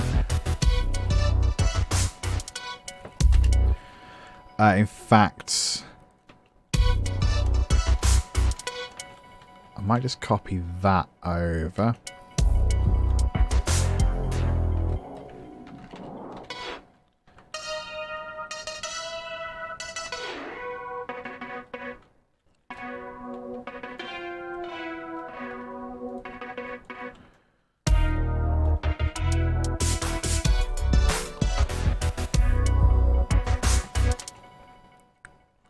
Let's use that as a guide.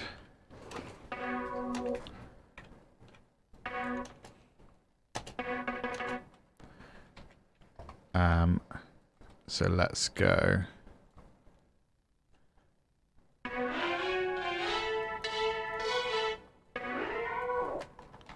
Oopsie.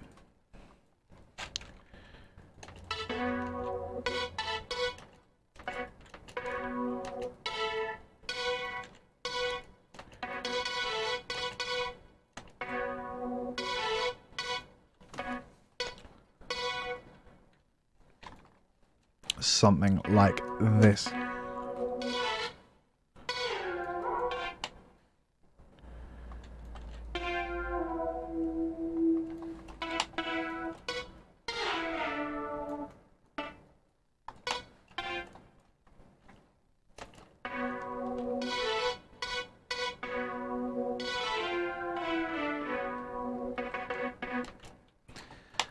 Yeah, pretty good.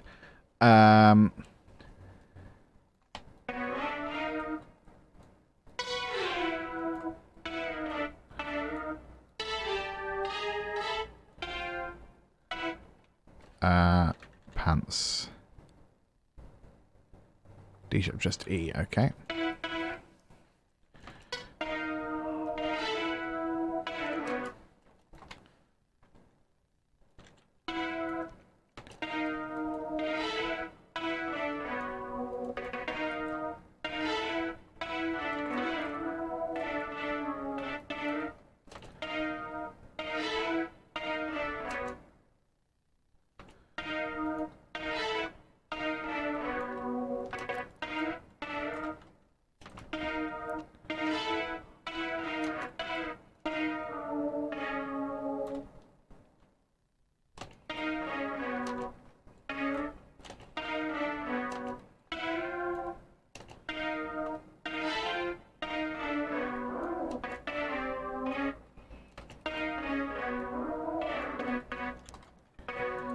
Yeah, man, you can have a beer.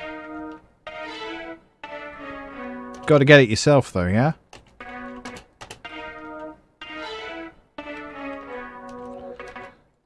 Maybe B instead.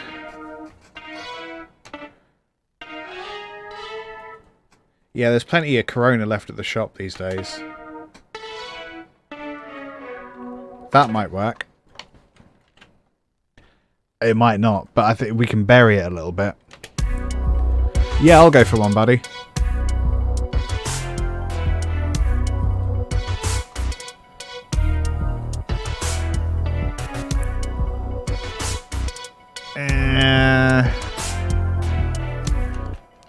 Nah, I liked the first bit. That was fine.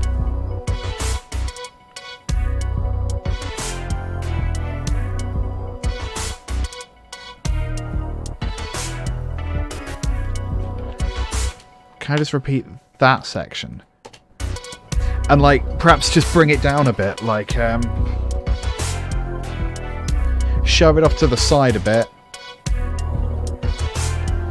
Because we've not got the arpeggio, so we've got that left-hand side free. So if we just open up standard panner, that one, and we're just going to throw that off to there. What's this structure control?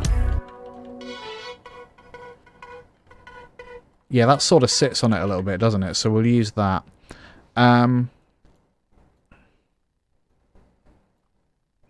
So we'll go up to the 50, I don't know.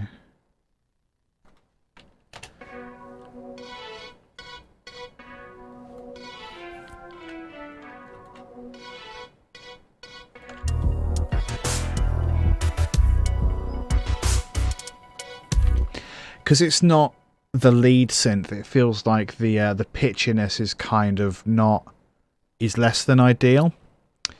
So I'm wondering if we stop that. You know, I mean that could be the problem, couldn't it?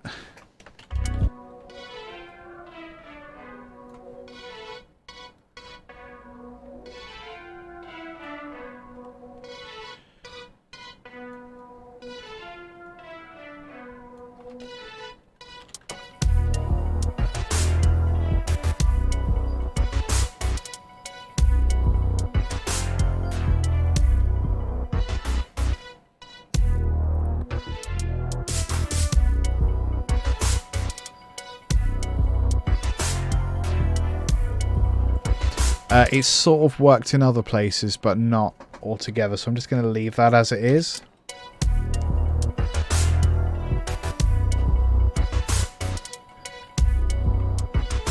We're also going to reduce the volume a bit.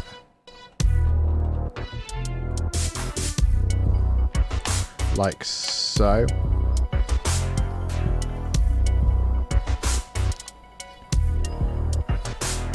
That's quite substantial though, isn't it?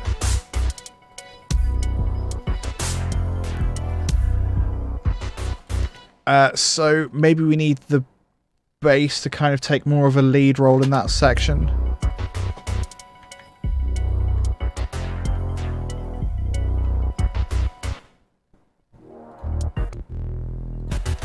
So I think for this first bit, what other effects are going on? We're just going to bring down the volume slightly of this, the higher side of this synth.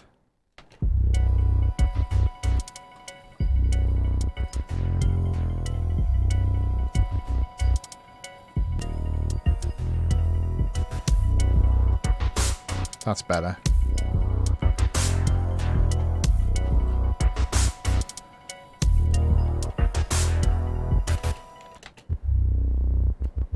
So what else have we got here? Oh, I need to deal with that, actually. That's a bit better. This is like an older project, so I didn't have like the curves and all the cool stuff that I have now. So it might be worth just sort of adding in some of them a little bit. Not all over the place. We're just going to give it a bit of variety.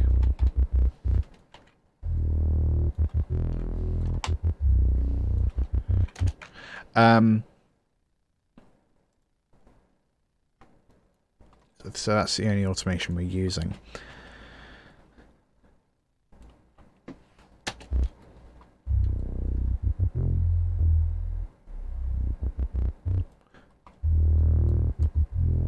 So we can just bring down that cutoff in that little section.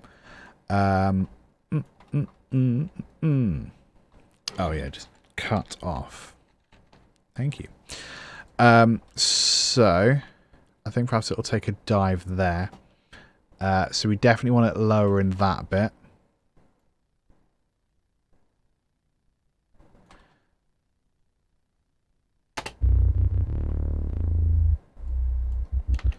Oh, let's do a trick dive. So we go up and then down.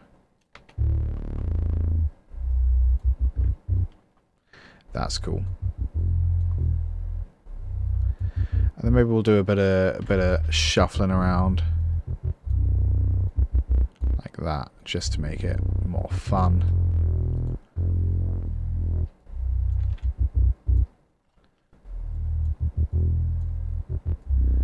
There we go.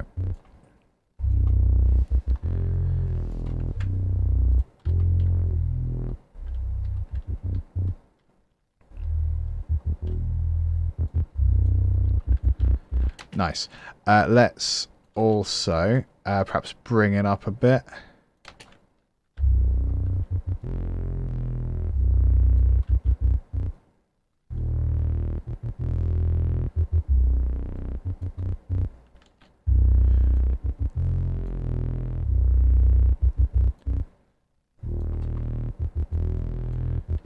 Yeah. Because then that gives us a bit more scope to do something more interesting and like up front.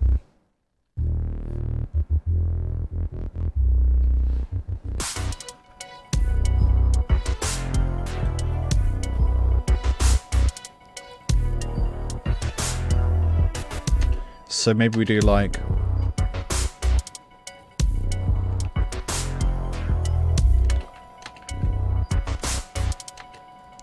Let's ride it up in the top synth.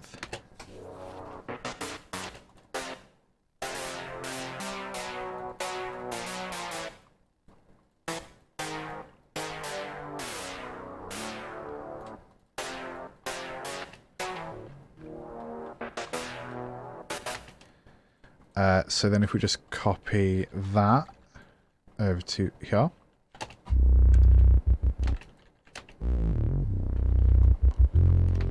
Can it go up?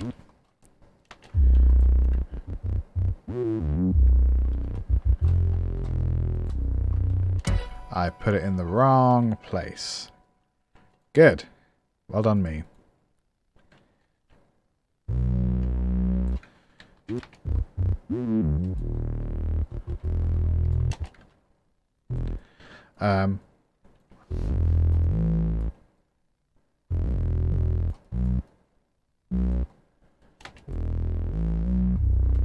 Just A, B there. And again, we're going to do that at the end instead of that. Just going to A, B. So now we have this.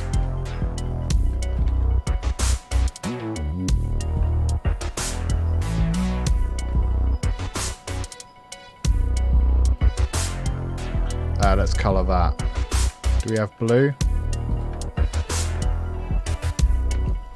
So I'm going to show all used automation, both of these instances, and then just lock them. Thank you.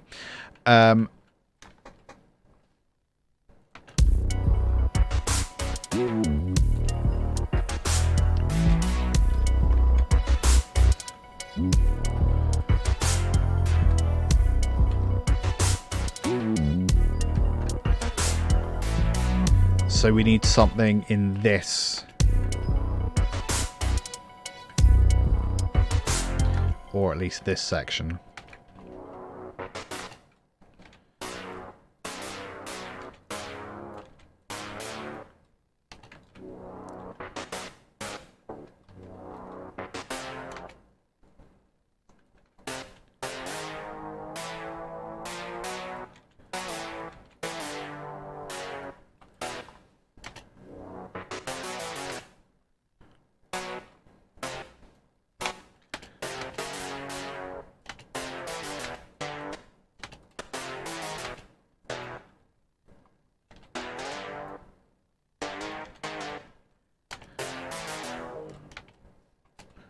Yeah, maybe. Screw it.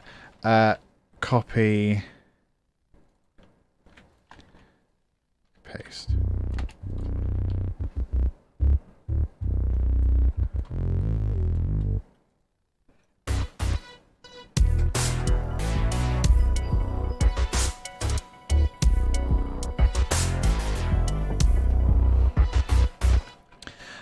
So that needs a little more space. And I also need to just take, yes, those I think there.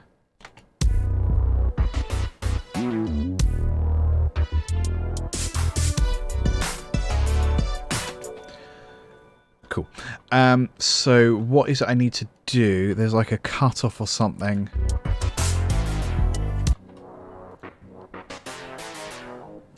That must be this thing.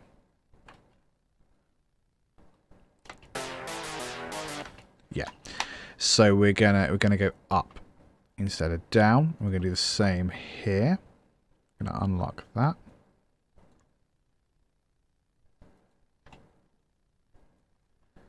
And we're just gonna use slightly varied settings just to give it a greater sense of size.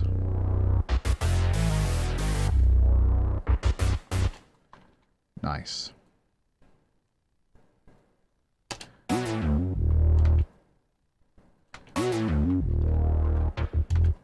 I'm going to make sure that all of those little bits stand out just a little bit, you know.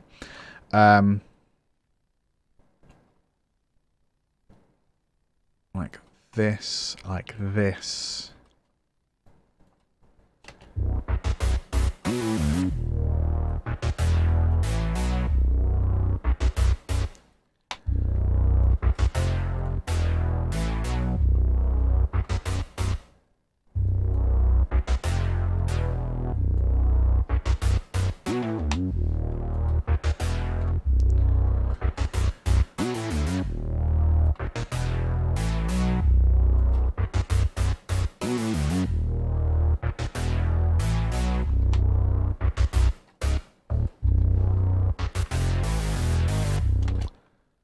Really like that. Da, da, da. I think that's pretty rad.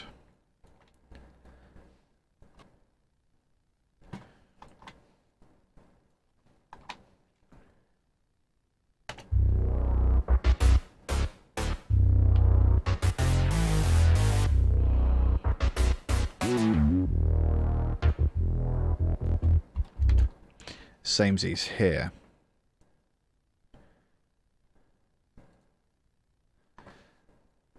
In fact, we could do that manually, which might be a bit messy, but also might be really fun. I don't know. We could like fade them in. This might be really stupid. Let's try it. That's how you know whether or not it's stupid. Same deal here. We're just gonna set points up, start and end of these notes. We're just gonna drag those down, some of these up slightly as well. How do? Ooh,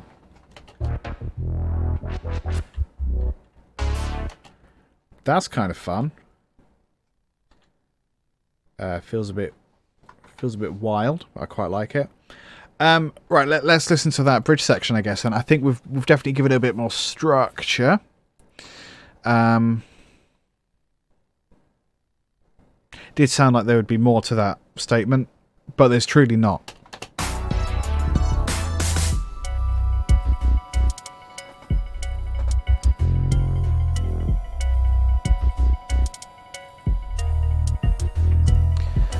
This first bit, the metal effects thing obviously needs to come to the front a little bit more, and then come down a bit in this later section, just to let everything else shine through a bit. So we're going to go -12.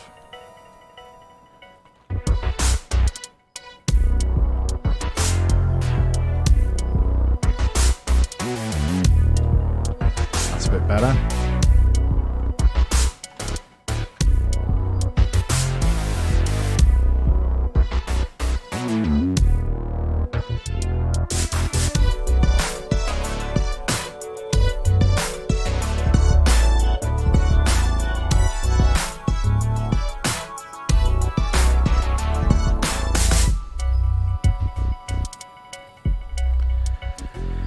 We've got a bit of release we can get rid of there.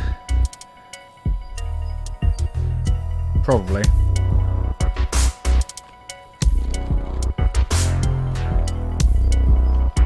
Decay.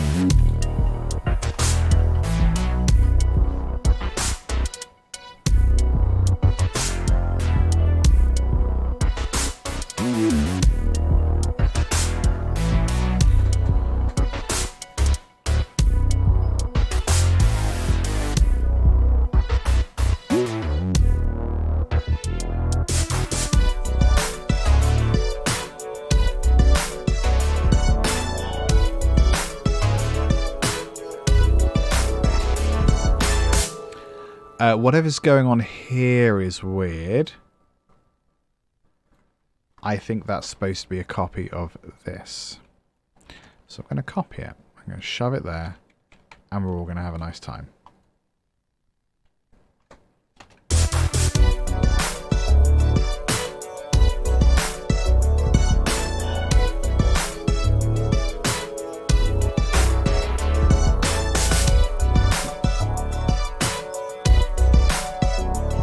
So I'm just going to do a bit of tinkering and processing now.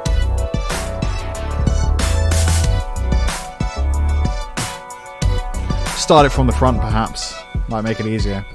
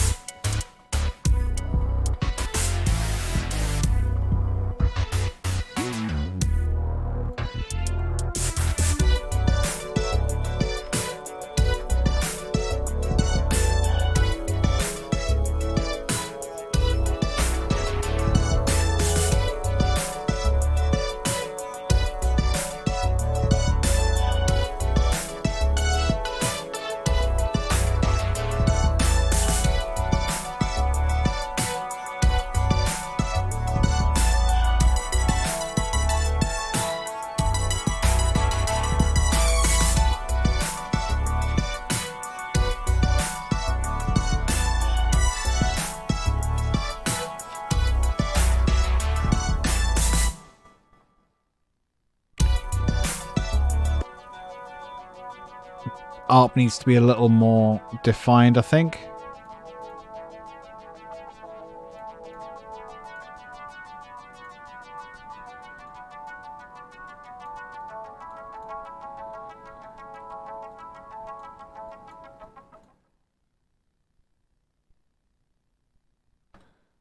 Come on now.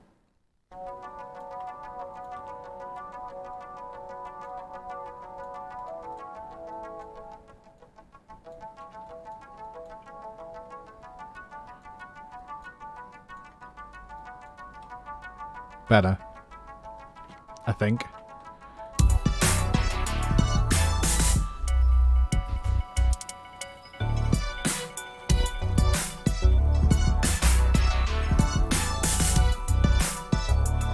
Yeah.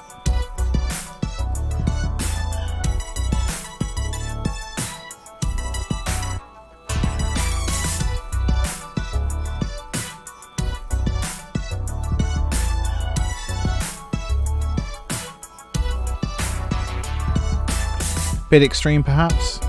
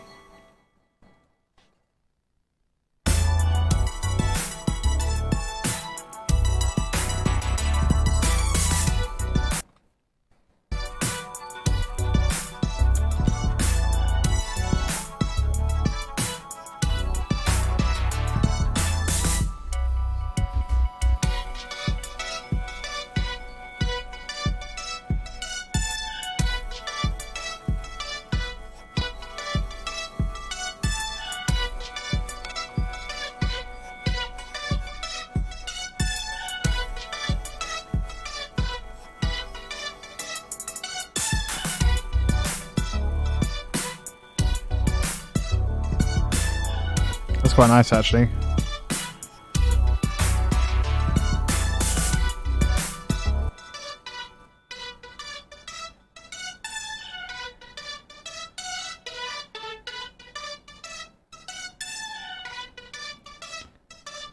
I'm going to stick delay in after the fact.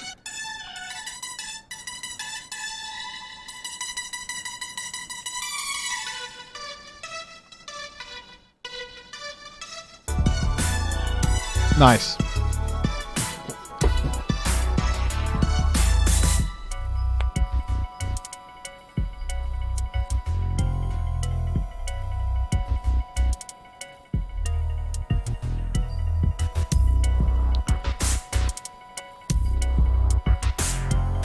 I'm gonna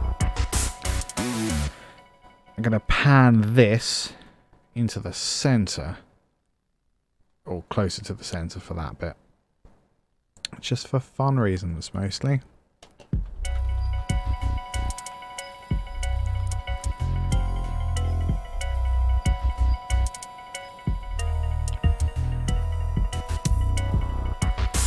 Because I think then we can make it a little bit quieter.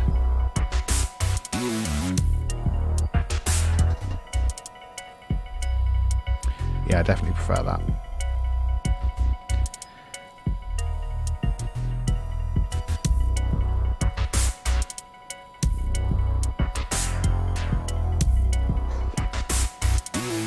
And the reason I've got it so centered in the bridge, the reason I've got it slightly further to the right hand side to the end compared to earlier on, it's just to give it an overall sense of wideness as the track goes, basically.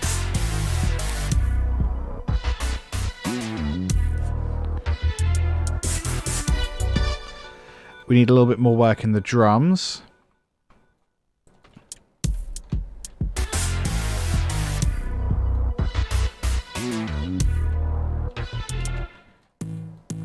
Big snare there. Like a three-way flam. Better. And then where was the bit where we separated out the phrase?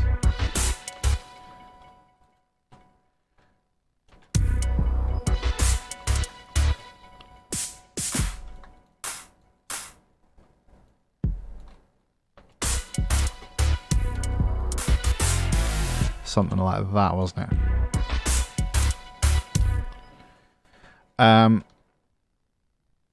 Let's do like an extreme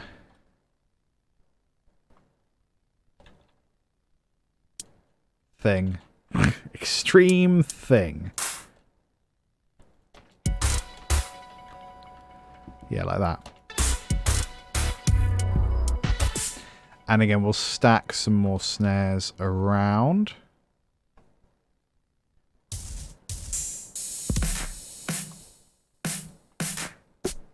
Like that. clams again.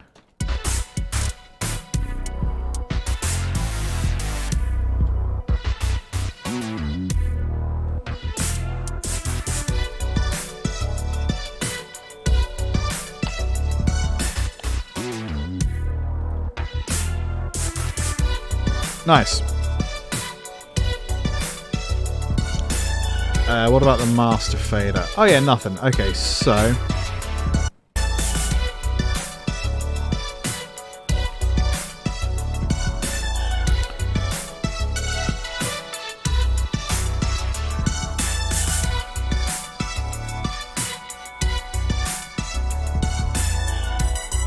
that's nice. Then we'll go.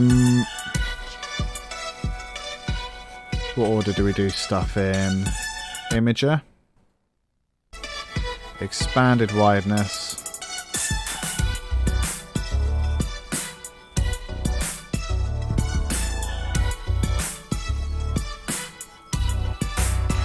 I'm going to also maximizer.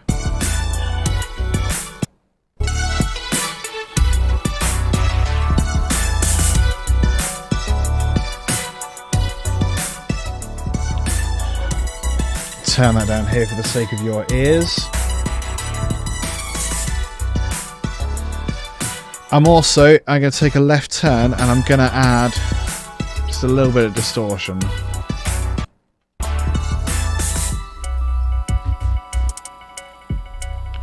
Just for more air.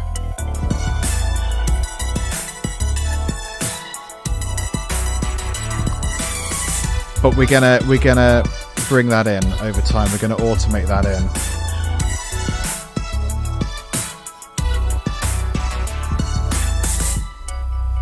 So Magneto 2.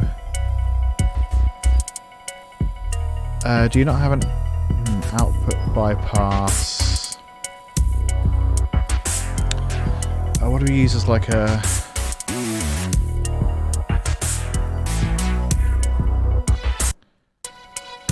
Also wonder...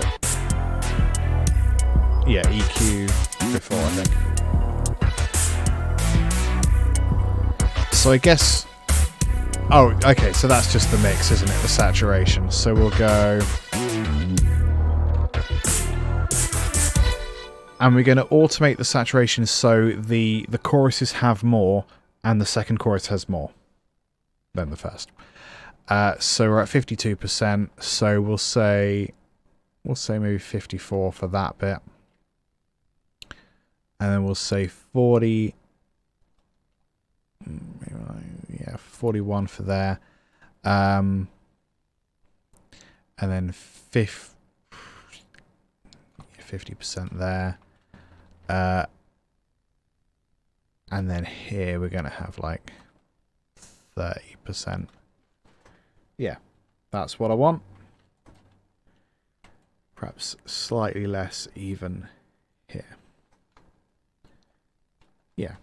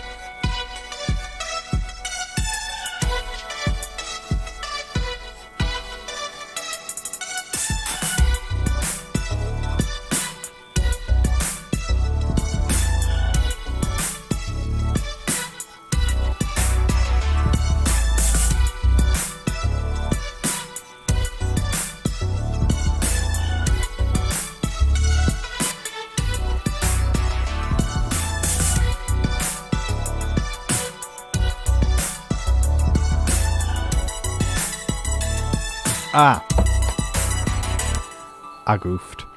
That needs to be central.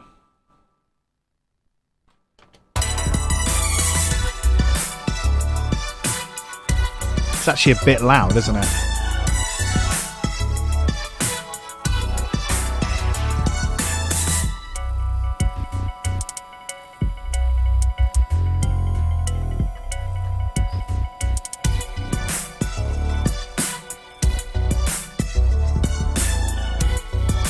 Better.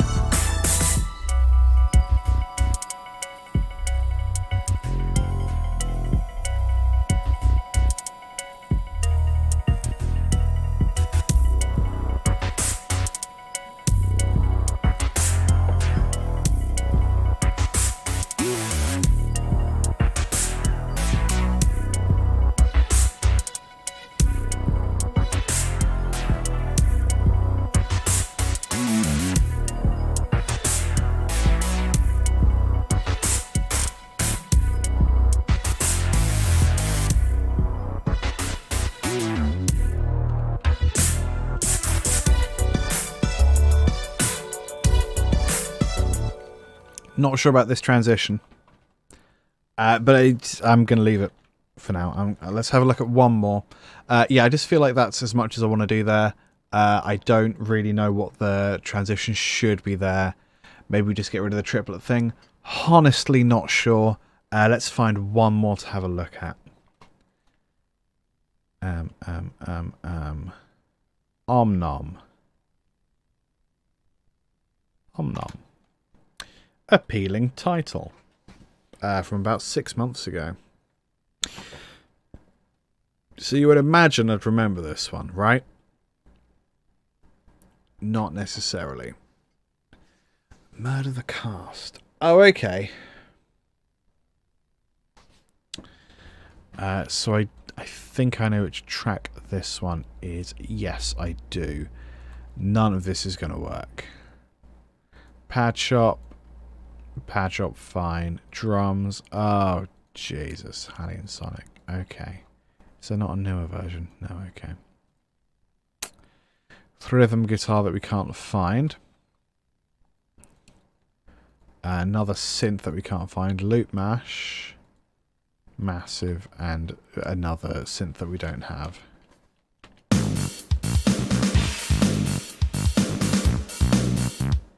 So listen, it's very Osric Technicals. It's very Osric Technicals.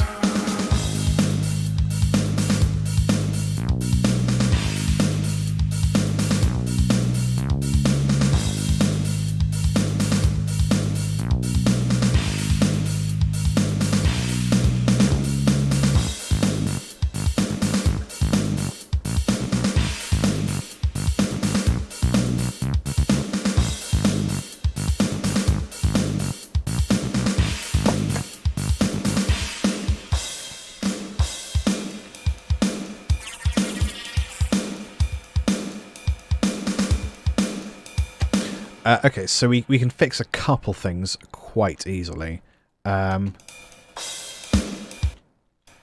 So if I'm going to save it as another version, Omnom version 2, and it definitely should be called Omnom, 100%. I'm just going to shove all of these onto the same track. All of these. Oh, hang on. If I do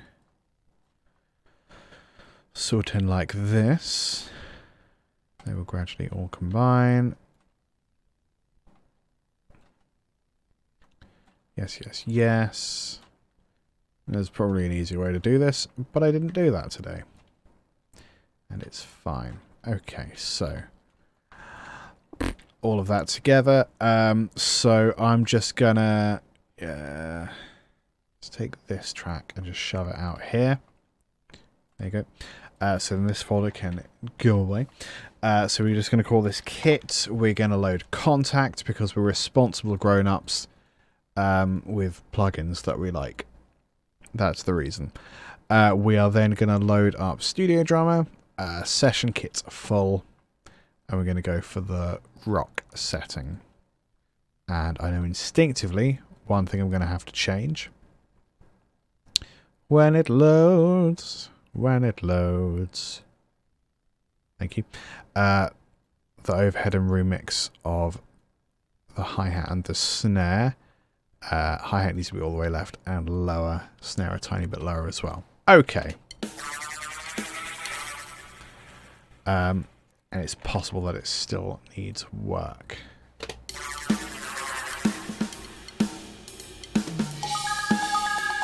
Ooh. That's quite nice. So what do we got? This is supposed to be kick. Damn it, that was easy.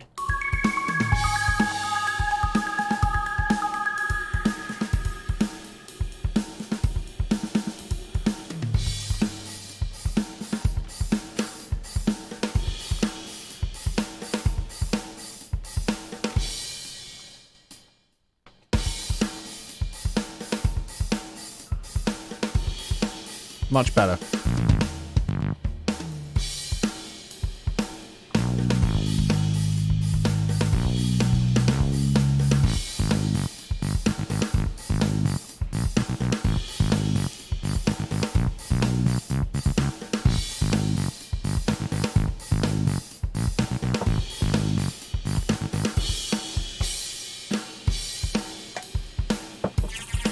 I'm going to take this synth. I'm just going to put a phrase here because I think that can lend itself to that section. Is there a way to turn off? There must be. Oh yeah, I've already done it there. Awesome. So that needs to be on there, but off here. Noise. I'm going to open those together so I can use that as a visual aid.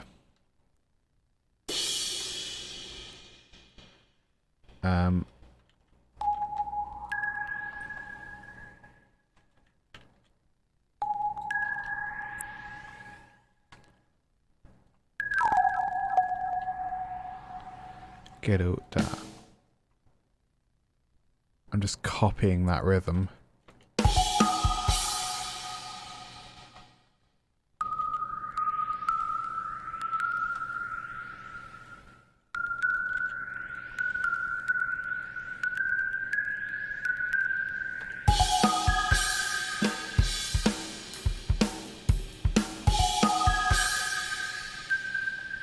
Maybe that just holds.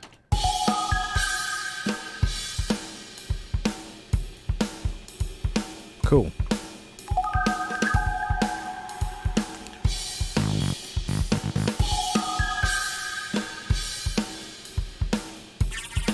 Bring the volume down a bit.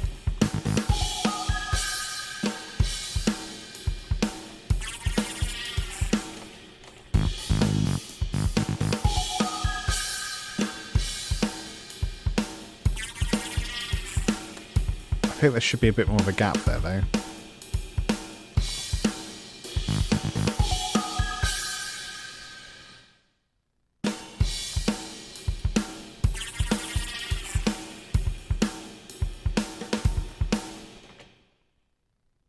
And that the whole vocal synth thing is super Osric Technicals, and I'm very much here for it. Does need to be lower in volume though.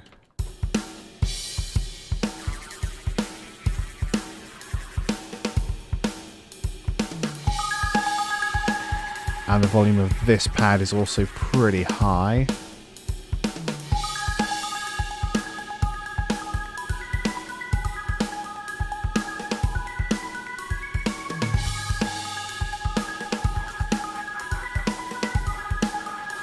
I think we might have to copy over that into the bass.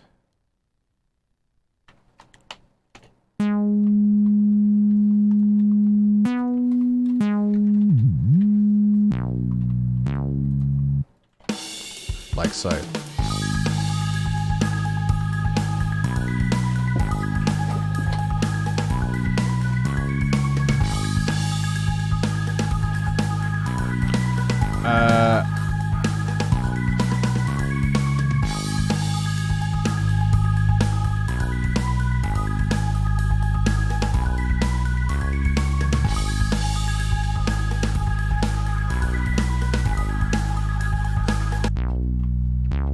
want a bit of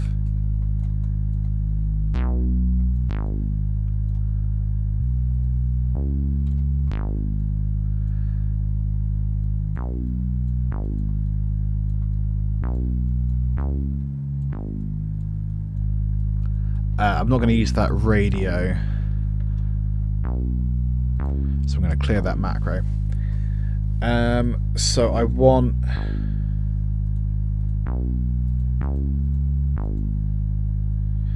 what do I want?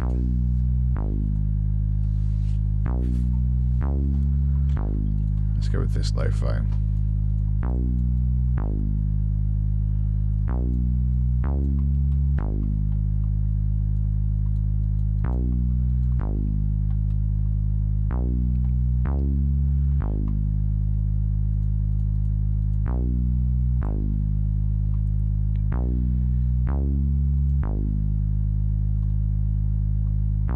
Yeah, I want it to restart every time.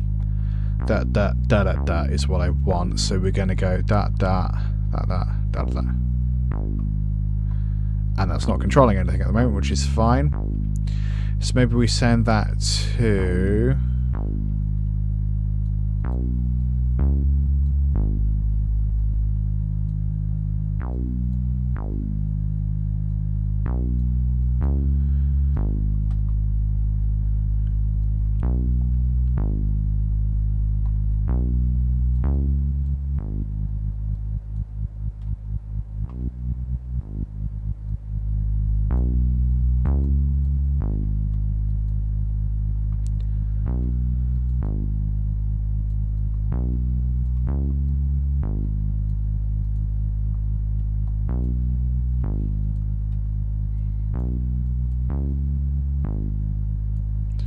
I wonder.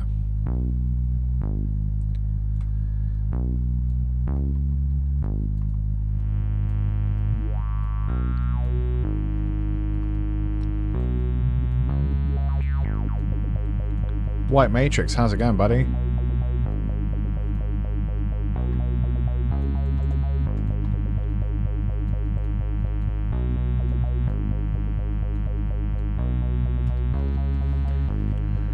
So then I want to use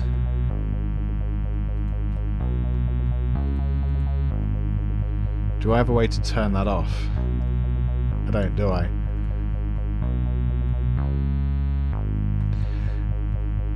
So we're going to use, yeah, there it is. And we're also going to turn this off.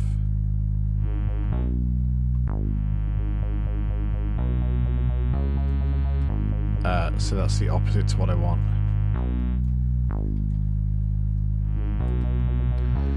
So then controller 6. Macro 6.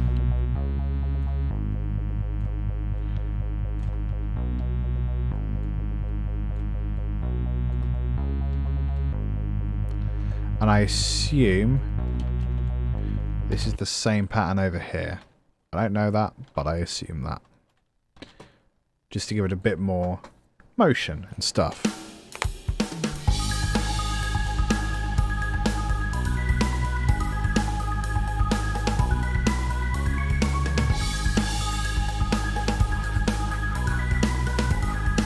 Better.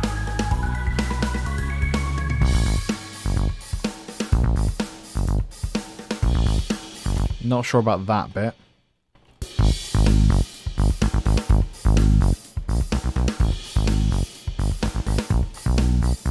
Should all be the same volume as well.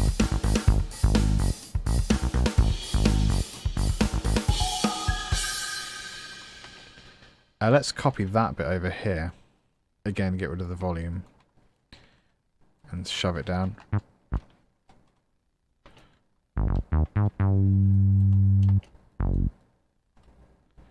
Do-dee-doo.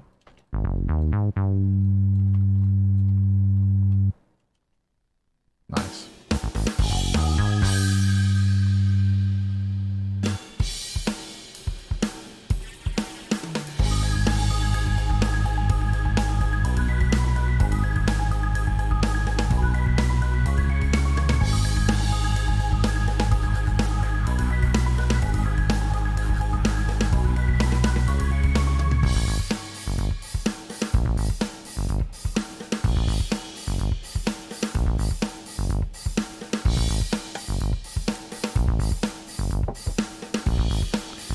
What if that was half the speed? Ding, ding, dong. Even more.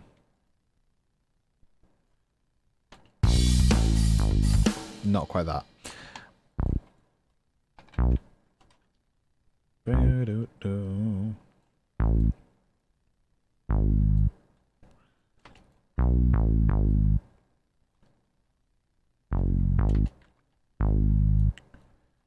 Something like that.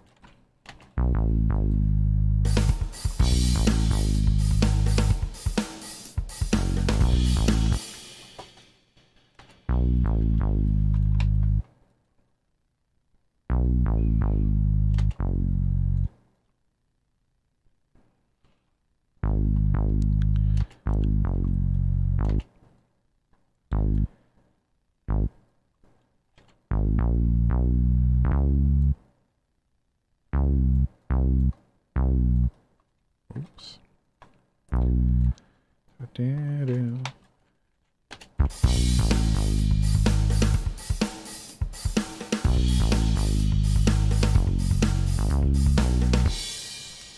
I'd rather that was do. Much better. Okay. I assume that's the same pattern here. Oh no, it's that one.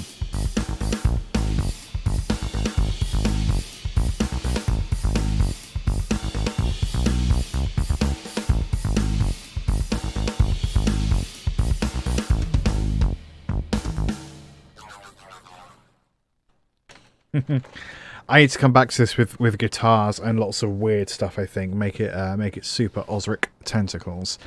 Ladies and gents, I'm going to leave it there for tonight. Thank you so much, or this afternoon rather. I'm going to leave it there. Thank you so much for hanging out and chatting. It's been nice. It's been nice to have a few new people in there as well. Yeah, good stuff. Slightly longer stream. I figured if I did it earlier today, being a bank holiday, I could go a little bit longer, which is exactly what has happened here. Tell your friends what you saw here today, and also that they smell.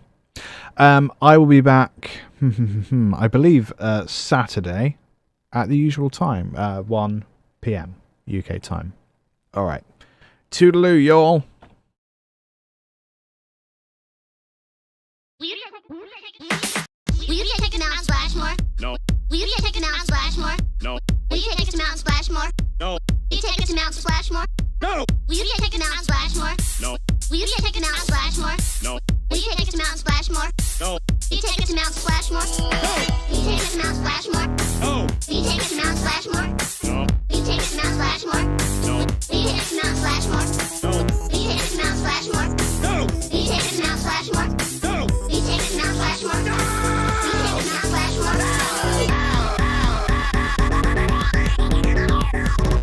If I take you, will you two shut up and quit bugging me? Yeah, of course. Well. Will you take us to Mount Splashmore? Yes. Will you take us to Mount Splashmore? Yes. Will you take us to Mount Splashmore? Yes. Will you take us to Mount Splashmore? Yes. Thanks, Dad.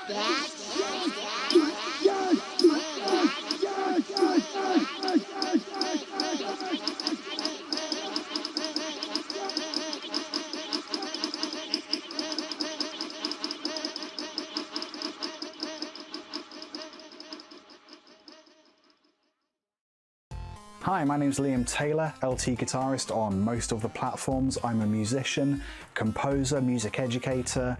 If it's music related, I'm probably into it. It's pretty hard to be a musician right now. I mean, it's always been kind of hard, and it's almost not worth making music. Almost. It's not like I can just stop making stuff, and believe me, I've tried that.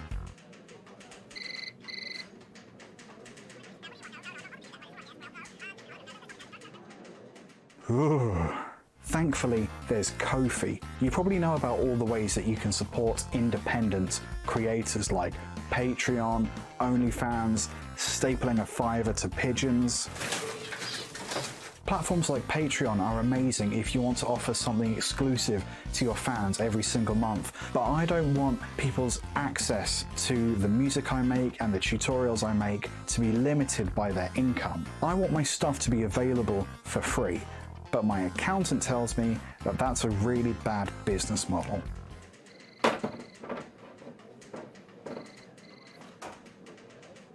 And that's why I made this Ko-fi account. If you're lucky enough to have a bit of spare cash floating around and you've enjoyed or made use of anything I've made over the years, you can buy me a coffee, or you can contribute towards new computer hardware, guitar strings, you know, all those things that are necessary to music creation but that aren't free. If you make music professionally or as a hobbyist, I hope you take a moment to check out my YouTube channel or my Twitter account, and if you like what you see there and have the means to do so, I hope you'll consider supporting me on Ko-fi. See you later.